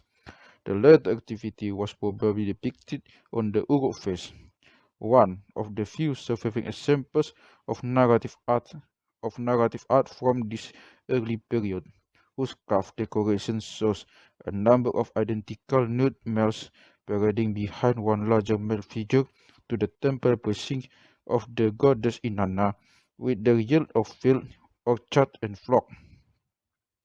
It's not entirely clear who the larger, leading the male figure, or Urukman, as he sometimes as he sometimes called in the literature, is supposed to be. According to the much later story of Gilgamesh, which is set in Uruk, one of the leaders of the youth assembly did manage to catapult himself into the position of Lugal or king. But if anything like this happened, it left no trace in the written records of the 4th millennium BC, since lists of Uruk office holders have been found dating to that time, and Lugal is not among them. The term only shows up much later, around 2600 BC, at a time when there are also palaces and other clear signs of royalty. There is no reason to think that monarchy, ceremonial or otherwise, played any significant role in the earliest cities of southern Mesopotamia. Quite the opposite, in fact. Yet, it's also clear that early inscriptions price only early inscription price opened only a very narrow window on urban life. We know something about the mass production of woolen garments and other commodities in temples. We can also infer that, somehow or other, these woolens and other temple manufacturers were being traded for wood, metal, and precious stone that were not available in the river valleys but abundant in the surrounding high country. We know little about how this trade was organized in its earliest days, but we do know, but we do know from archaeological evidence that Uruk was establishing colonies, tiny factions of itself, at many strategic points along the routes. Uruk colonies appear to have both commercial outposts and religious centers, and traces of them are found as far north as the Taurus Mountains and as far east as the Iranian Zagros. Oro expansion, as it is called in the archaeological literature, is puzzling. There is no real evidence of violent conquest, no weapons or fortifications, yet at the same time there seems to have been an effort to transform, in effect to colonize the lives of nearby peoples, to disseminate the new habits of urban life. In this, the emissaries of Uruk seem to have proceeded with an almost missionary zeal. Temples were established, and with them new sorts of clothing, new dairy products, wines, and woolens were disseminated to local populations. While these products might not have been entirely novel, what the temples introduced was the principle of standardization. Urban temple factories were literally outputting products in uniform packages, with the houses of the gods guaranteeing purity and quality control. The entire process was, in a sense, colonial, and it did not go unopposed. As it turns out, we cannot really understand the rise of what we have come to call the state, and specifically of aristocracies and monarchies, except in the larger context of that counter-reaction. Perhaps the most revealing sight in this respect is called Arslan Tepe, the hill of the lion in the, in the Malatya plain of eastern Turkey. Around the, around the same time Uruk was becoming a large city, Asantep was coming into its own as a regional center of some significance, where the upper reaches of the Euphrates arc towards the Anti-Taurus Mountains, with their rich sources of metal and timber. This site, may have started life as some kind of seasonal trade fair. At nearly 3,300 feet above sea level, it was likely snowed in over the winter months. Even at its peak, it was never larger than 5 hectares, and there were probably never more than a few hundred people actually living on the spot. Within those 5 hectares, however, archaeologists have unearthed evidence for a remarkable sequence of political developments. The story of Aslan Tepe begins around 3300 BC when a temple was built on the site. This temple resembled those of Uruk and her colonies, with storage areas for food and carefully arranged archives of administrative seals, just as in any temple of the Mesopotamian floodplain.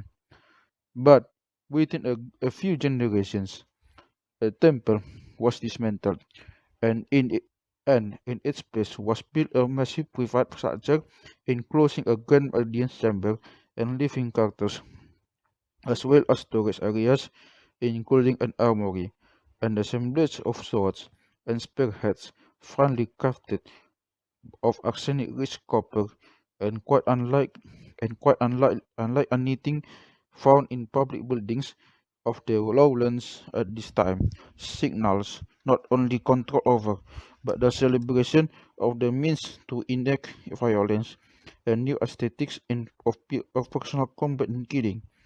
The excavators have labeled this building the world's earliest known place, from 3100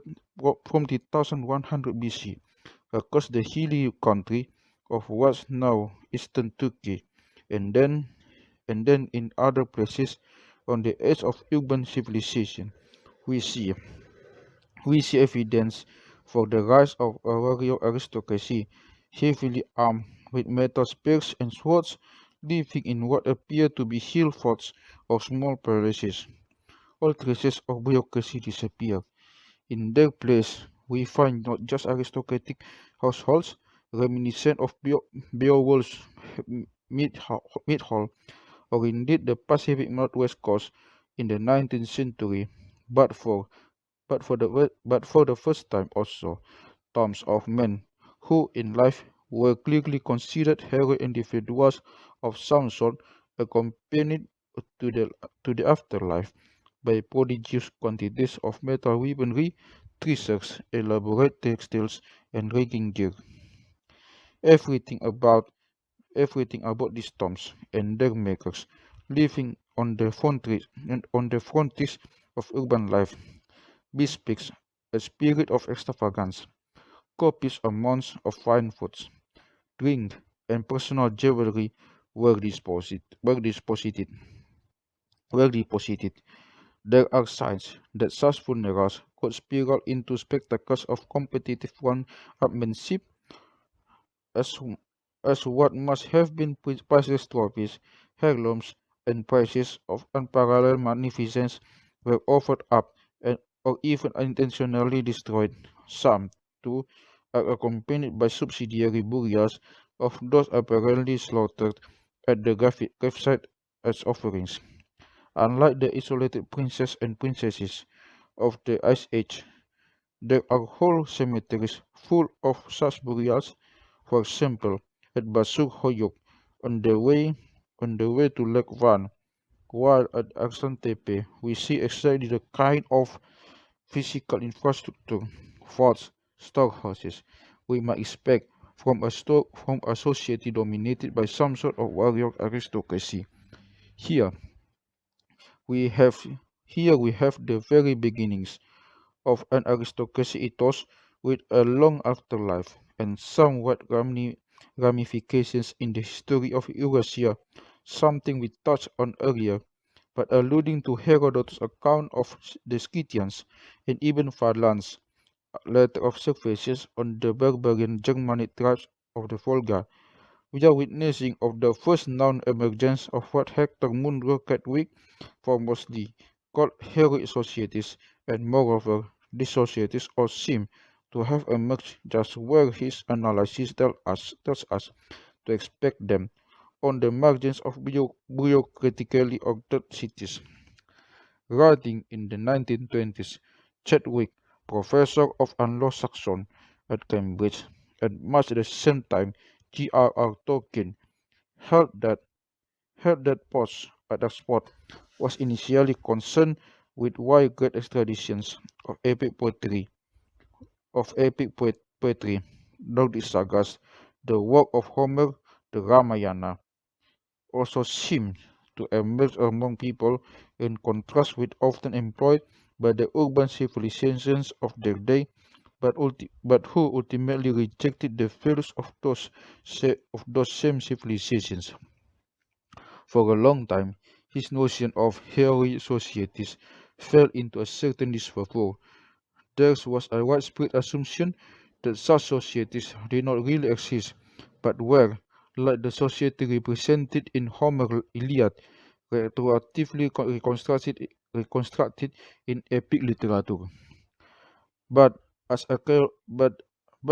archaeologists have more recently discovered, there is a very real pattern of hairy burials indicating in it indicating in turn an emerging cultural emphasis on feasting, drinking, the beauty and fame of individual male warrior, and it appears time and again around the fringes of urban life, often in strikingly similar forms over the course of the Eurasian Bronze Age.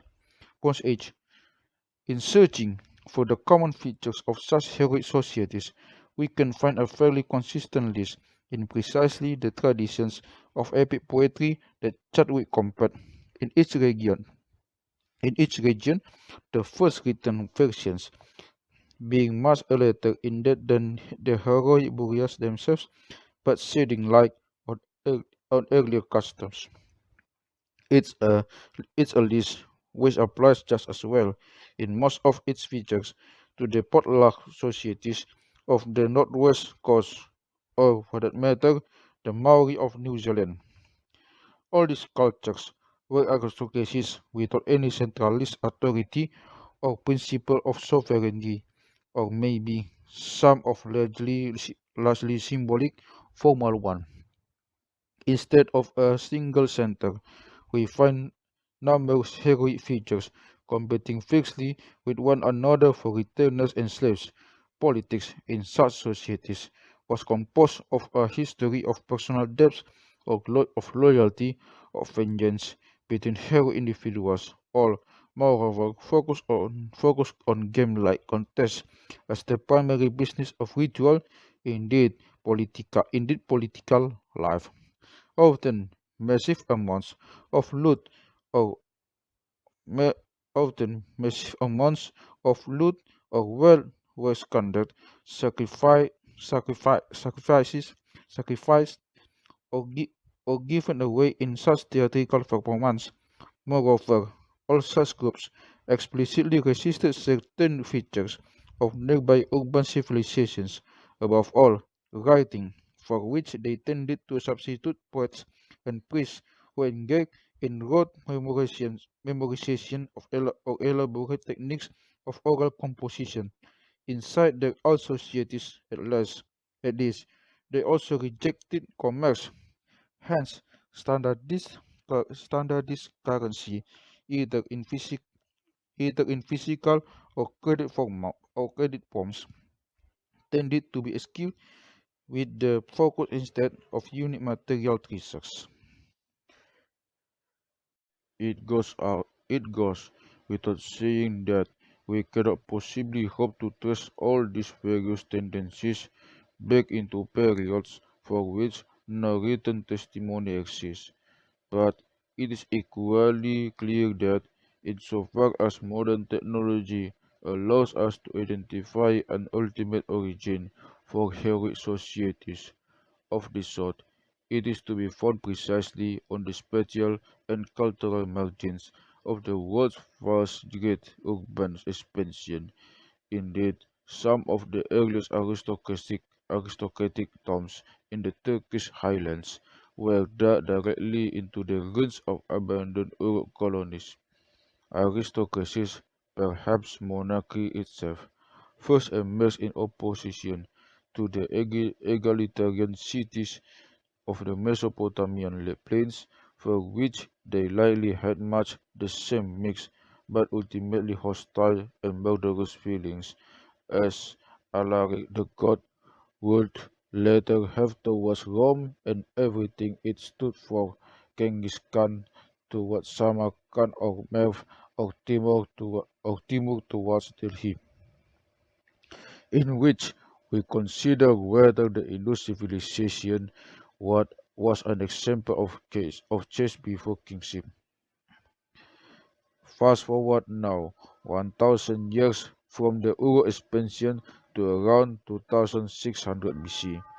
On the banks of the Indus River in what is today the Pakistani province of Sindh, a city was founded on virgin soil, Mohenjo-daro. It remained it remained there for 700 years.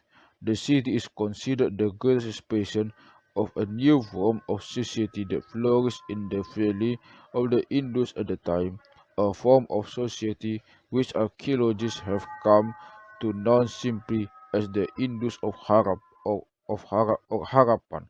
civilization. It was South Asia's first urban culture. Here we will find further evidence that Bronze Age cities, the world's first large-scale planned human settlements, could emerge in the absence of ruling classes and managerial elites, but those of the Indus Valley also present some uniquely puzzling features which archaeologists have debated for more than a century. Let's introduce both the problem and its key locus, the site of Mohenjo-daro, in a little more detail. On first inspection, Mohenjo-daro bears out its reputation as the most completely preserved city on the Bronze Age world. There's something staggering about it all, a Bronze modernity, which was not lost on the first excavators of the site, who didn't hesitate to designate certain areas, high streets, police barracks, and so on. Too much of this initial interpretation, as it turned out, was fantasy. Most of the city consists to the brick-built houses of the lower town, with its grid-like arrangement of streets, long boulevards and sophisticated drainage and sanitation systems, terracotta sewage pipes, and private and public toilets and bedrooms were ubiquitous. Above these surprisingly comfortable arrangements loomed the upper citadel, a rest civic center, also known for reasons we'll explain as the Mount of the Great Path. Though broad parts of the city stood on massive artificial foundations of heap earth, lifting them above the floodplain. The upper citadel was also encased in a wall of big bricks made to standard dimensions, which extended all the way round it, affording further protection when the Indus broke its banks. In the wider ambit of Indus civilization, there is only one rival to Mohenjo-daro, the site of Harappa, whence the alternative term Harappan civilization. Of similar magnitude, it lies about 3070 miles upstream on the Ravi River, a tributary of the Indus. Many other sites of the same date and cultural family exist, ranging from large towns to hamlets. They extend over most the area of modern-day Pakistan and well beyond the floodplain of the Indus into northern India. For instance, perched on an island amid the salt flats of the Great Run of Kutcha lie the striking remains of Dholavira, a town equipped with over 15 big built reservoirs to capture rainwater and runoff from local streams. The Indus civilization had colonial outposts as well as the Oxus River in northern Afghanistan were the site of so Turkey presents a miniature replica of its urban mother culture, ideally placed to tap the rich mineral sources of the Central Asian highlands, lapis, tin, and other gemstones and metals.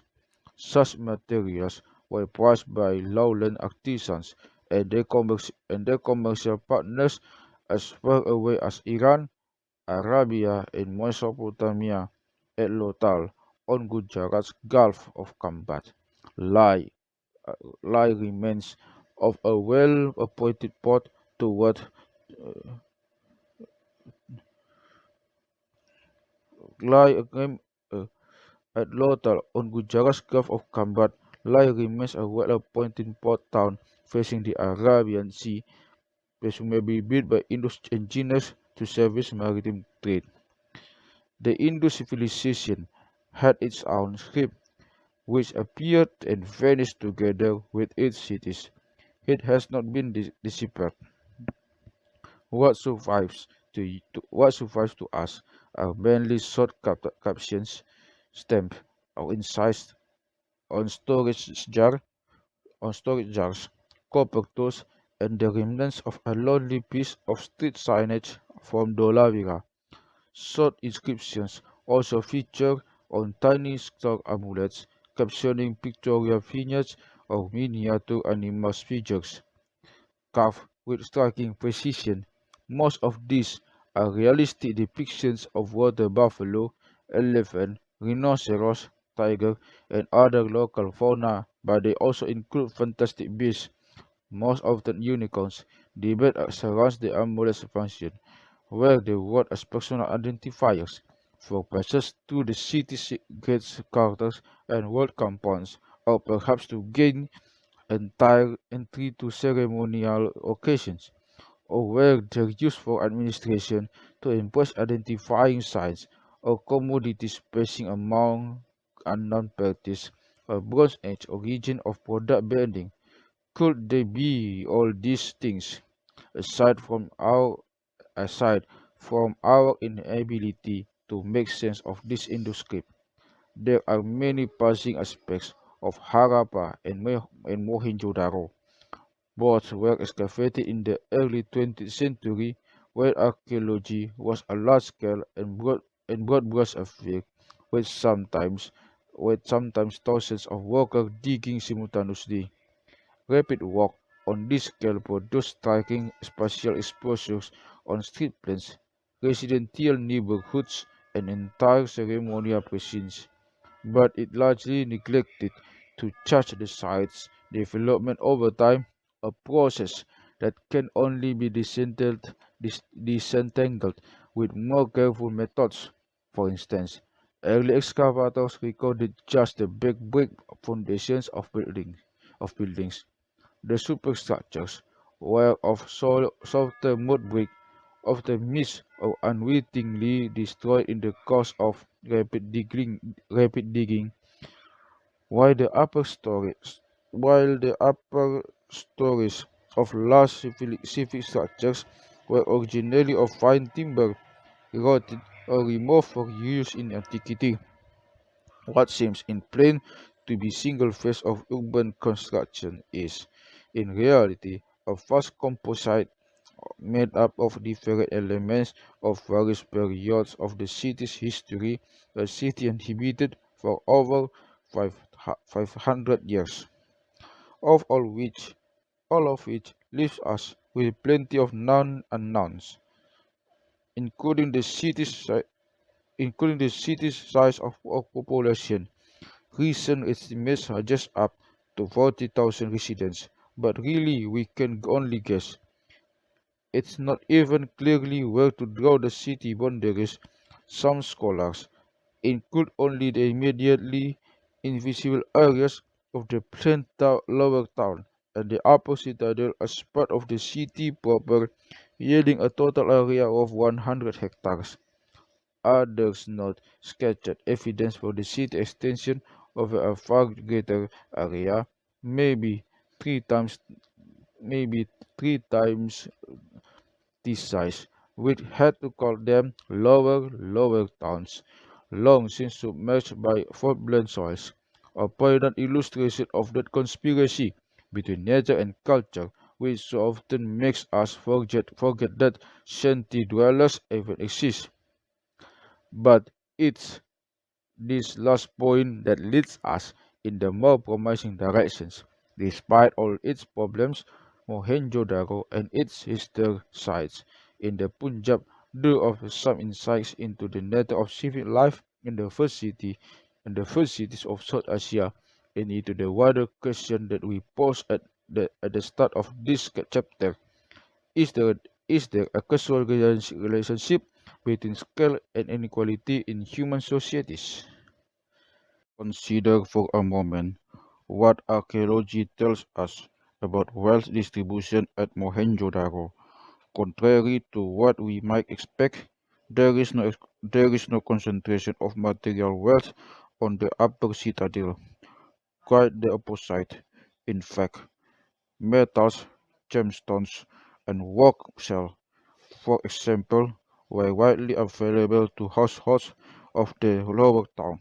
Archaeologists have recovered such goods from caches beneath house floors, and bundles of them are scattered over every corner of the site.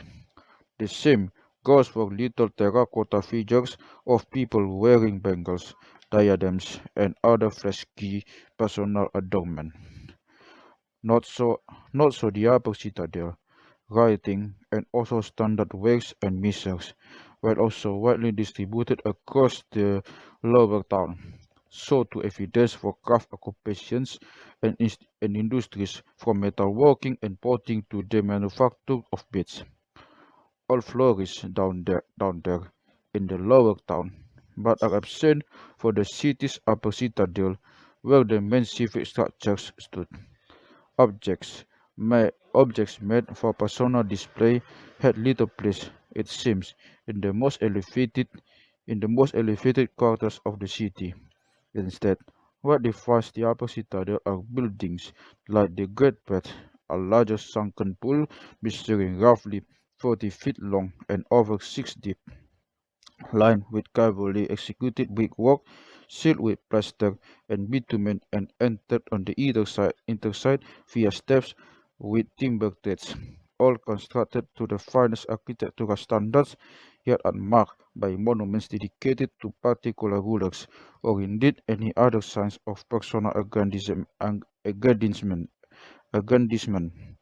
Because of its lack of royal sculpture, because of this lack of royal sculpture, of indeed other forms of monumental depiction, the Indus Valley has been termed a faceless civilization. At Mohenjo-daro, it seems, the focus of civic life was not a palace of cenotaph, but a public facility for purifying the body. Pre-made bathing floors and platforms also were a standard fixture in most dwellings of that lower town. Citizens seem to have been familiar with very specific notions of cleanliness, with daily ablutions apparently forming part of their domestic routine. The good bath was, at one level, an outsized version of these residential washing facilities. At another level, true life on the upper citadel seems to negate the that of the lower town. So, as the great bird was in use, and it was for some centuries, we find no evidence of industrial activities nearby. The narrowing lens of the Acropolis effectively prevented the use of ox-drawn carts and similar commercial traffic. Here, it was the bat itself and the act of the batting that became the focus of social life and labor. Barracks and storerooms adjacent to the bathhouse staff, whether in attached or rotating service, we cannot know, and their essential supplies. The upper citadel was a special sort of city within the city, in which ordinary principles of household organization went into reverse. All this is redolent of the inequality of the chess system, with its hierarchical division of social functions organized on ascending scale of purity. But the earliest recorded reference to chess in South Asia comes only 1000 years later in the Rig Veda, an anthology of sacrificial hymns, first committed to writing about 1200 BC. The system, as described in later the system, as described in later Sanskrit epics, consisted of four hereditary ranks of Uranas: priests or Brahmins, warriors or nobles, Kshatriyas, farmers and traders or Vaishyas, and laborer Sudras, and also those so lowly as to be excluded from the Varnas entirely. The very top ranks belong to what announcers whose abstention for trapping of personal status raises them to a higher spiritual plane. Commerce, industry, and status rivalries may all thrive, but the wealth, power, or prosperity being fought over is always seen as of lesser value in the great scheme of things. That the purity of priestly chess, the Varna system, is about as unequal as any social system can possibly be. Yet, when one ranks within it has less to do with how many material goods one can pile up or lay claim to, than with one's relation to certain polluting substances, physical dirt and waste, but also bodily matter linked to birth, death, and menstruation, and the people who handle them. All these creatures serious problem. All these create serious problems for any contemporary scholar seeking to apply Gini coefficients or any other property-based measure of inequality to the society in question.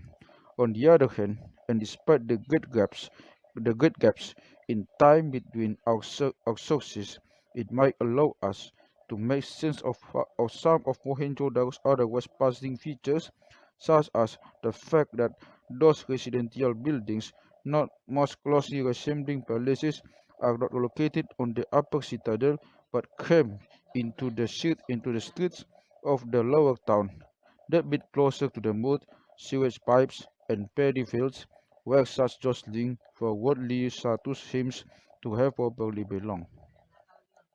Clearly, we can't just project the social world effort in Sanskrit literature indiscriminately, indiscriminately, indiscriminately onto the much earlier Indus civilization.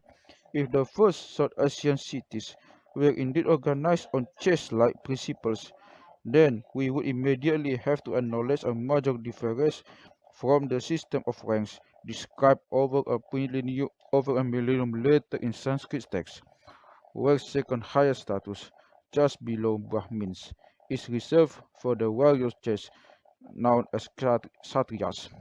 In the Bronze Age, in, in the Bronze Age, Indus Valley, there is no evidence of anything like a Kshatriya class or warrior nobles, nor of the kind of aggrandizing behavior associated with such groups in later epic tales such as Mahabharata or Ramayana.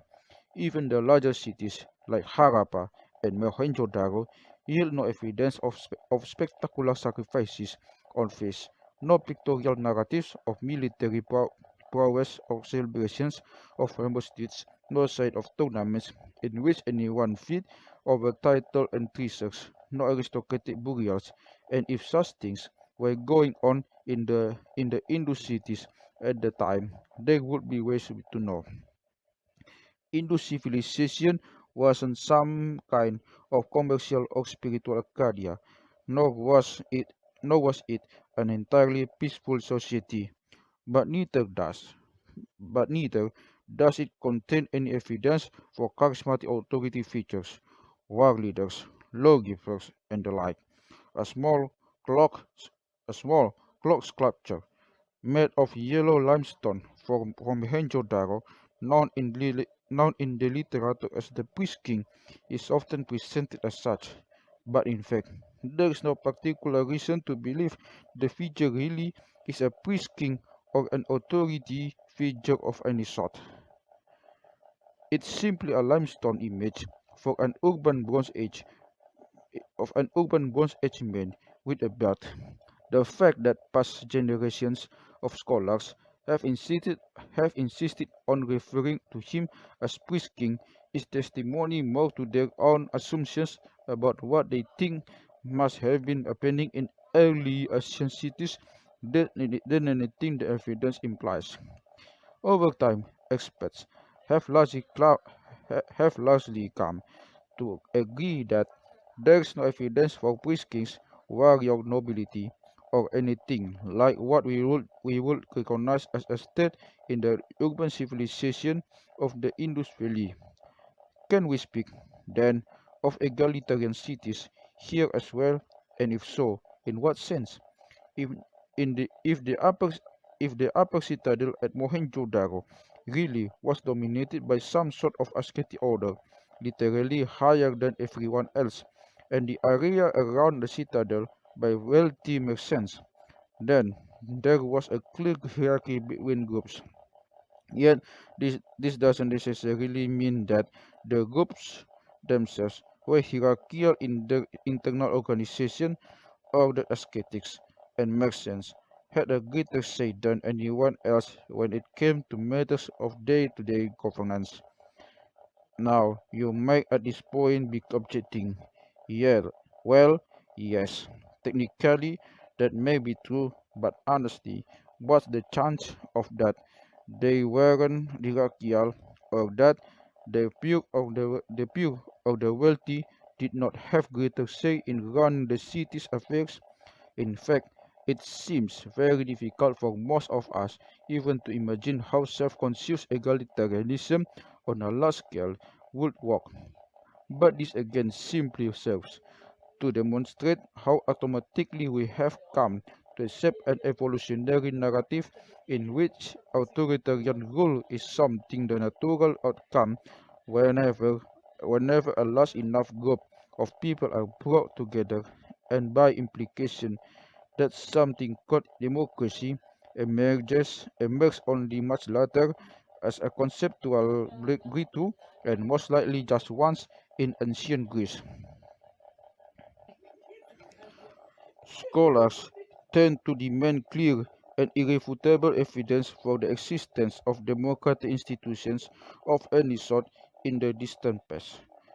It's striking how they never demand comparably rigorous proof for top-down structures of authority.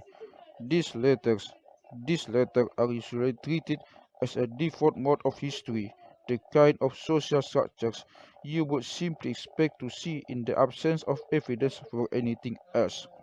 We could speculate about where this habit of two comes from, but it wouldn't help us to decide if the everyday governance of early Indus cities could have proceeded on egalitarian lines alongside the existence of ascetic social orders. It is more useful, we suggest, to level the interpretive playing field by asking if there are cases of such things happening in later, better documented, better documented periods of South Asian history. In fact, such cases are not difficult to find. Consider the social milieu from the from which Buddhist monasteries or Sangha arose. The word Sangha was actually first used for the popular assemblies that governed many South Asian cities in the Buddha's lifetime, roughly the 15th century BC. An early Buddhist text insists the Buddha was himself inspired by the example of these republics, and in particular the importance they accorded to convening full and frequent public assemblies. Early Buddhist sanghas were meticulous in their demands for all monks to get together in order to reach unanimous decisions on matters of general concern, resorting to majority vote only when consensus broke down. All this remains true of Sangha to this day. Over the course of time, Buddhist monasteries have varied a great deal in governance. Many have been extremely hierarchical in practice.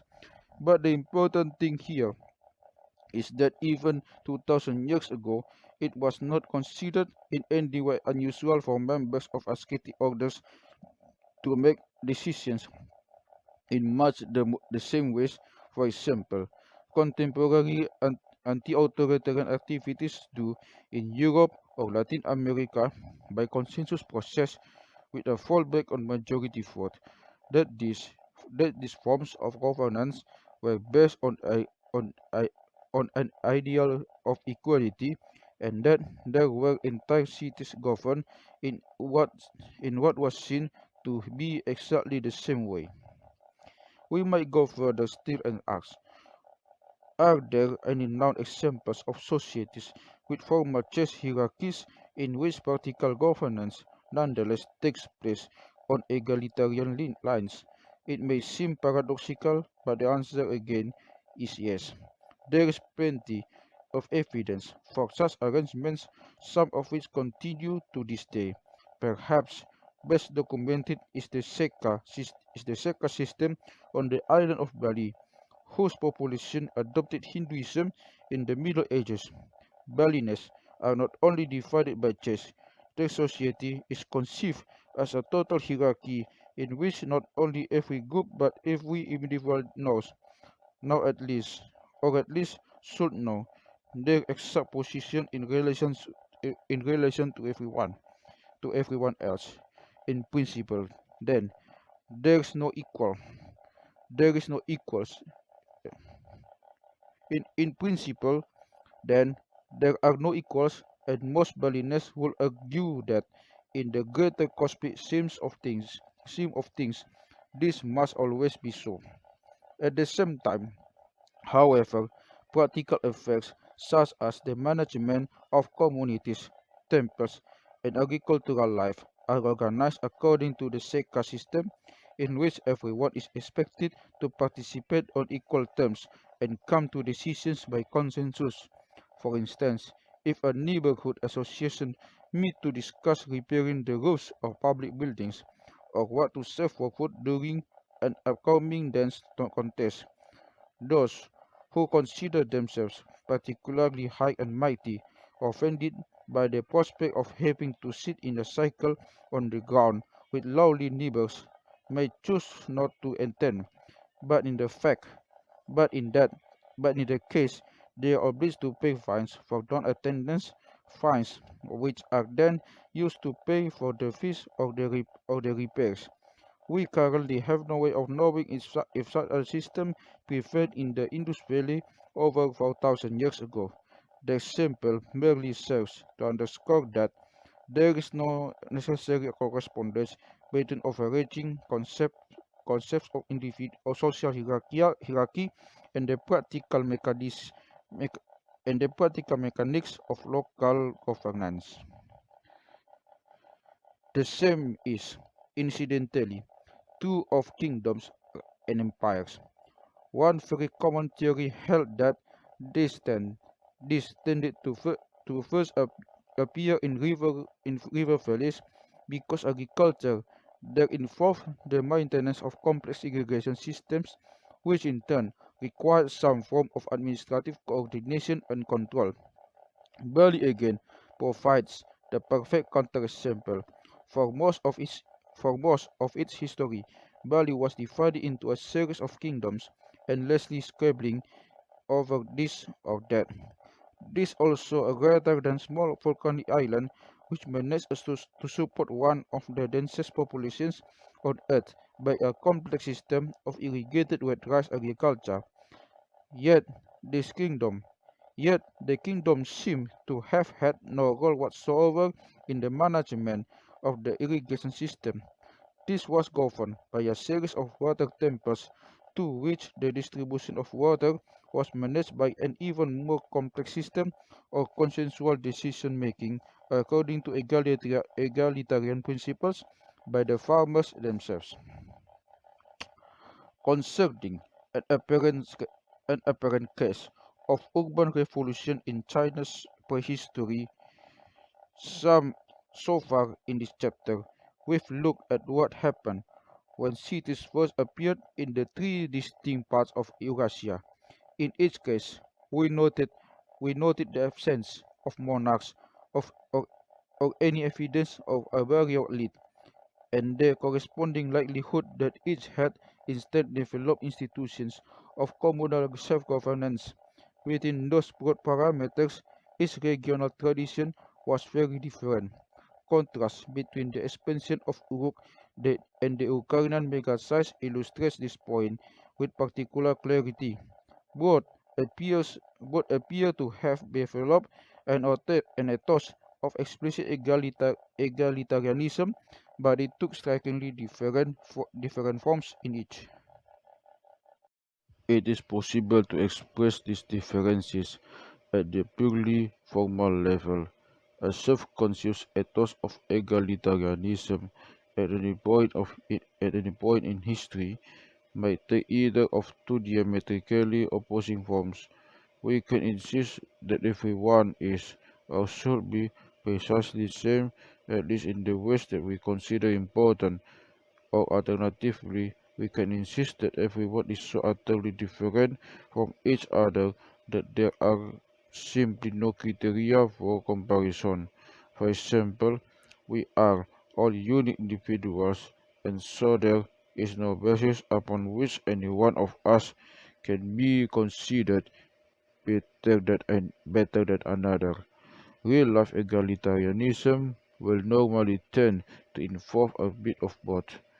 Yet, yet it could be argued that Mesopotamia, with its standardized household products, allocation of uniform payments to temple employees, and public assemblies, seems to have largely embraced the first version, Ukrainian megasites, in which in which each household seems to have developed its own unique artistic style, and presumably idiosyncratic domestic rituals embrace the second.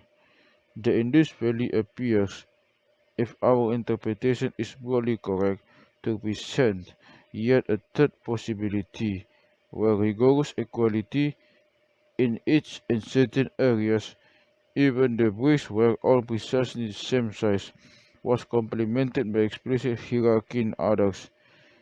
It's important to stress that we are not agreeing that the very first cities to appear in any region of the world were invariably founded on egalitarian principles. In fact, we will shortly see a perfect counterexample. What we are saying is that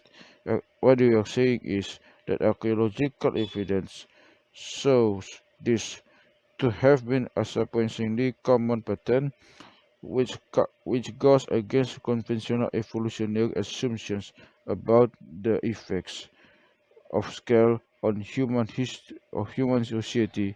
In, in each of the cases we considered so far, Ukrainian megasites, Uruk Mesopotamia, the Indus Valley, a dramatic increase in the scale of organized human settlement took place, with no resulting concentration of wealth of power in the hands of ruling elites. In short, in short, archaeological research has shifted the burden of proof onto those theorists who claim causal connections between the origins of cities and the rise of stratified states, and whose claims now look increasingly hollow. So far, we've been providing what knew effectively a series of snapshot views of great cities that, in most cases, were occupied for centuries. It seems unlikely that they did not have their own share of upheavals, transformations, and constitutional crises.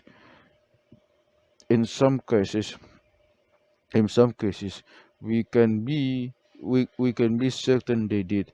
At Mohenjo-daro, for instance, we know that roughly 200 years before the city's demise, the Great Bath had already fallen into disrepair, Industrial facilities and ordinary residences crept beyond the lower town onto the upper citadel, and even the site of the bath itself. Within the lower town, with no funding buildings of three palatial dimensions with attached craft workshops. These other Mohenjo-daro existed for generations and seems to represent a self-conscious project of transforming the cities by then centuries-old hierarchy into something else. Two archaeologists have yet to fathom quite what that other thing was supposed to be. Like the Ukrainian cities, those of the Indus were effectively abandoned entirely to be replaced by societies of much smaller scale where heroic aristocrats were held sway. In Mesopotamian cities, palaces eventually appear. Overall, one might be forgiven for thinking that history was progressing uniformly in an authoritarian direction, and in the very long run it was. At, at least, by the time we have written histories, laws and kings and would-be world emperors have popped up almost everywhere, to civic institutions and independent cities never entirely go away. Still, rushing to this conclusion would be unwise. Dramatic reversals have something taken place in other direction, for instance in China. In China, archaeology has opened a yawning chasm between the birth of of cities and the appearance of the earliest named royal dynasty, the Shang. Since the early 20th century discovery of the inscribed oracle, o- oracle bones of Anyang in the north central province of Henan. Political history in China had started with the Shang rulers who came to power around 1200 BC until quite recently. Shang civilization was thought to be a fusion of earlier urban, early Gang, and early To, and aristocratic of the nomadic elements, and the latter think the latter taking the form of te- bronze casting techniques, new types of weaponry, and horse-drawn chariots first developed on the inner Asian steppe, home to a series of powerful and highly mobile societies who played so much havoc with later Chinese history. Before the Shang, nothing particularly interesting was supposed to have happened. Just a few decades ago, textbooks on early China simply presented a long series of Neolithic cultures receding into the distant past, defined by technological trends in farming and stylistic changes in regional traditions of pottery and the design of ritual jets. The underlying assumption was that the, was that these were pretty much the same as Neolithic farmers were imagined to be anywhere else, living in villages, developing embryonic forms of social inequality, preparing the way for the sudden leap that would bring the rise of cities, and with cities, the first dynastic states and empires. But we now know this is not what happened at all. Today, archaeologists in China speak of a late Neolithic or Longshan period marked by what can be described without equivocation as cities. Already by 2600 BC, we find a spread of settlements surrounded by ram at walls across the entire valley of the Yellow River, from the coastal margins of Shandong to the mountains of southern Shanxi. The range in size of centers of more than 300 hectares to teeny principalities, little more than villages but still fortified. The major demographic hubs lie far away on the lower reaches of the Yellow River to the east, also to the west of Henan, in the Fen River Valley of Shaanxi province, and in the Langsu culture of southern Jiangsu and northern Zhejiang. Many of the largest Neolithic cities contain cemeteries, new individual burials, hall tents, or even hundreds of carved ritual jets. This may be badge of office, or perhaps a form of ritual currency in ancestral rites. The staking and combination of such jets, often in great number, allowed differences of rank to be measured along a common scale of value, spanning the living and the dead. Accommodating such finds in the annals of written Chinese history prove an uncomfortable task, since we are speaking of a long, apparently tumultuous epoch that just wasn't supposed to have happened. The problem is not merely one of time, but also of space. Astonishingly, some of the most striking Neolithic leaps toward urban life are now known to have taken place in the far north on the frontier with Mongolia. For the perspective of later Chinese empires and the historians who describe them, these regions were already halfway to nomad barbarian and would eventually end up beyond the Great Wall. Nobody expected archaeologists to find there, of all places, a 4,000 years old, a 4,000-year-old city extending over 400 hectares, with a great stone wall enclosing palaces with a stepped pyramid, loading it over a subservient rural hinterland nearly 1,000 years behind. The excavations at Simao on the Tuwe River have revealed all this, along with abundant evidence for sophisticated crafts, including bone working and bronze casting and warfare, including the mass killing and burial of captives in around 2000 BC. Here, here we sense a much livelier political scene that was ever imagined in the annals of later courtly tradition. Some of it had a grisly aspect, including a decapitation of captured force and the burial of some thousands of ancestral jet access and sculptures in cracks between great stone blocks of the city wall, not to be found or seen again until the prying eyes of archaeologists uncovered them over 4 millennia later. The likely intention of all this was to disrupt, demoralize, and delegitimize rival lineage. All in all, you're just another jet in the wall. At the site of Tausi, contemporary with Simao, but located far to the south in the Jinan Basin, we find a rather different story. Between 2000, between 2300 and 1800 BC, Tausi went through this phases of expansion. First, a fortified town of 60 hectares arose on the ruins of a village, expanding subsequently to a city of 300 hectares.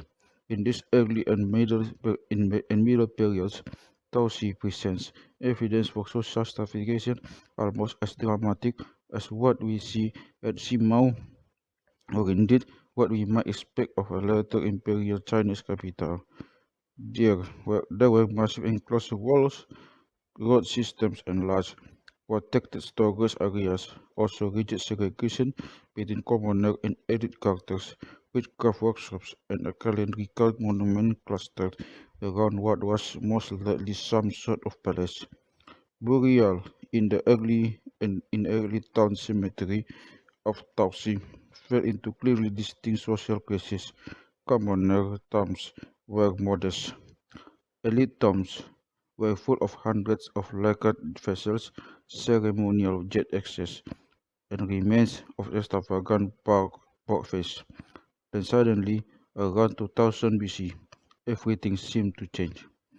As the excavators describe it, the city wall was raised flat, and the original function divisions destroyed, resulting in a lack of special regulation.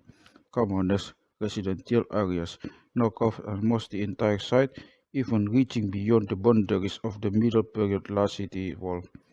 The size of the city became even larger, reaching a total area of 300 hectares.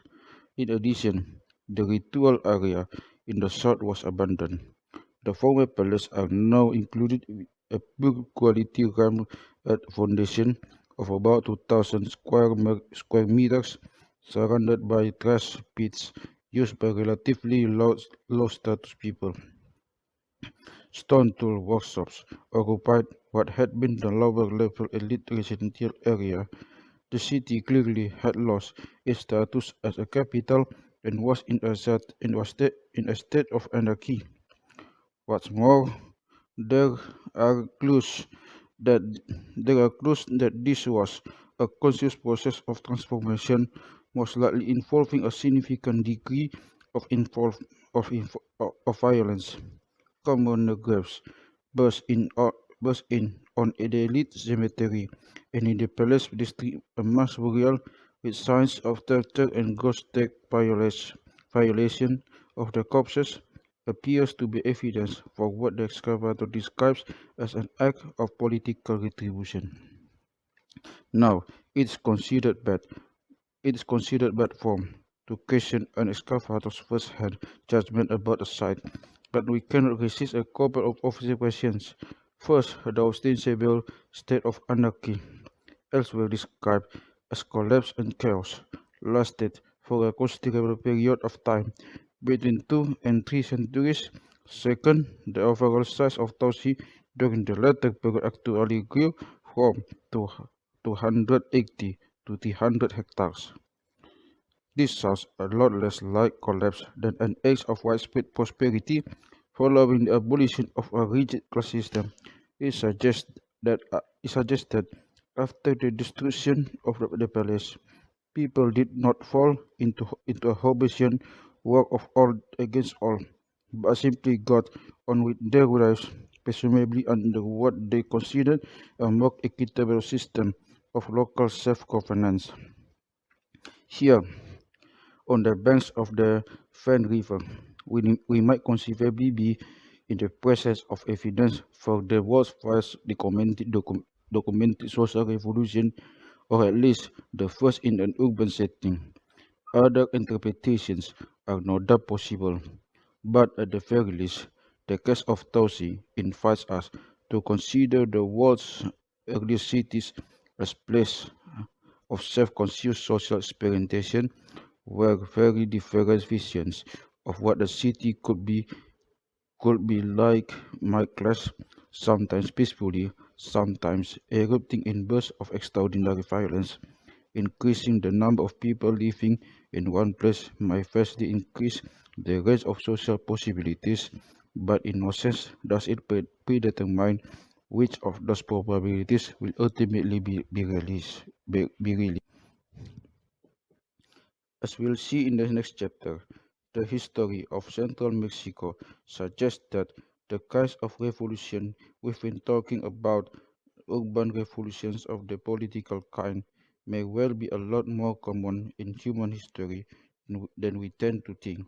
Again, we may never be able fully to reconstruct the unwritten constitutions of the earliest cities to appear in various parts of the world, or the reforms undergone in the first centuries, but we can no longer doubt that this existed.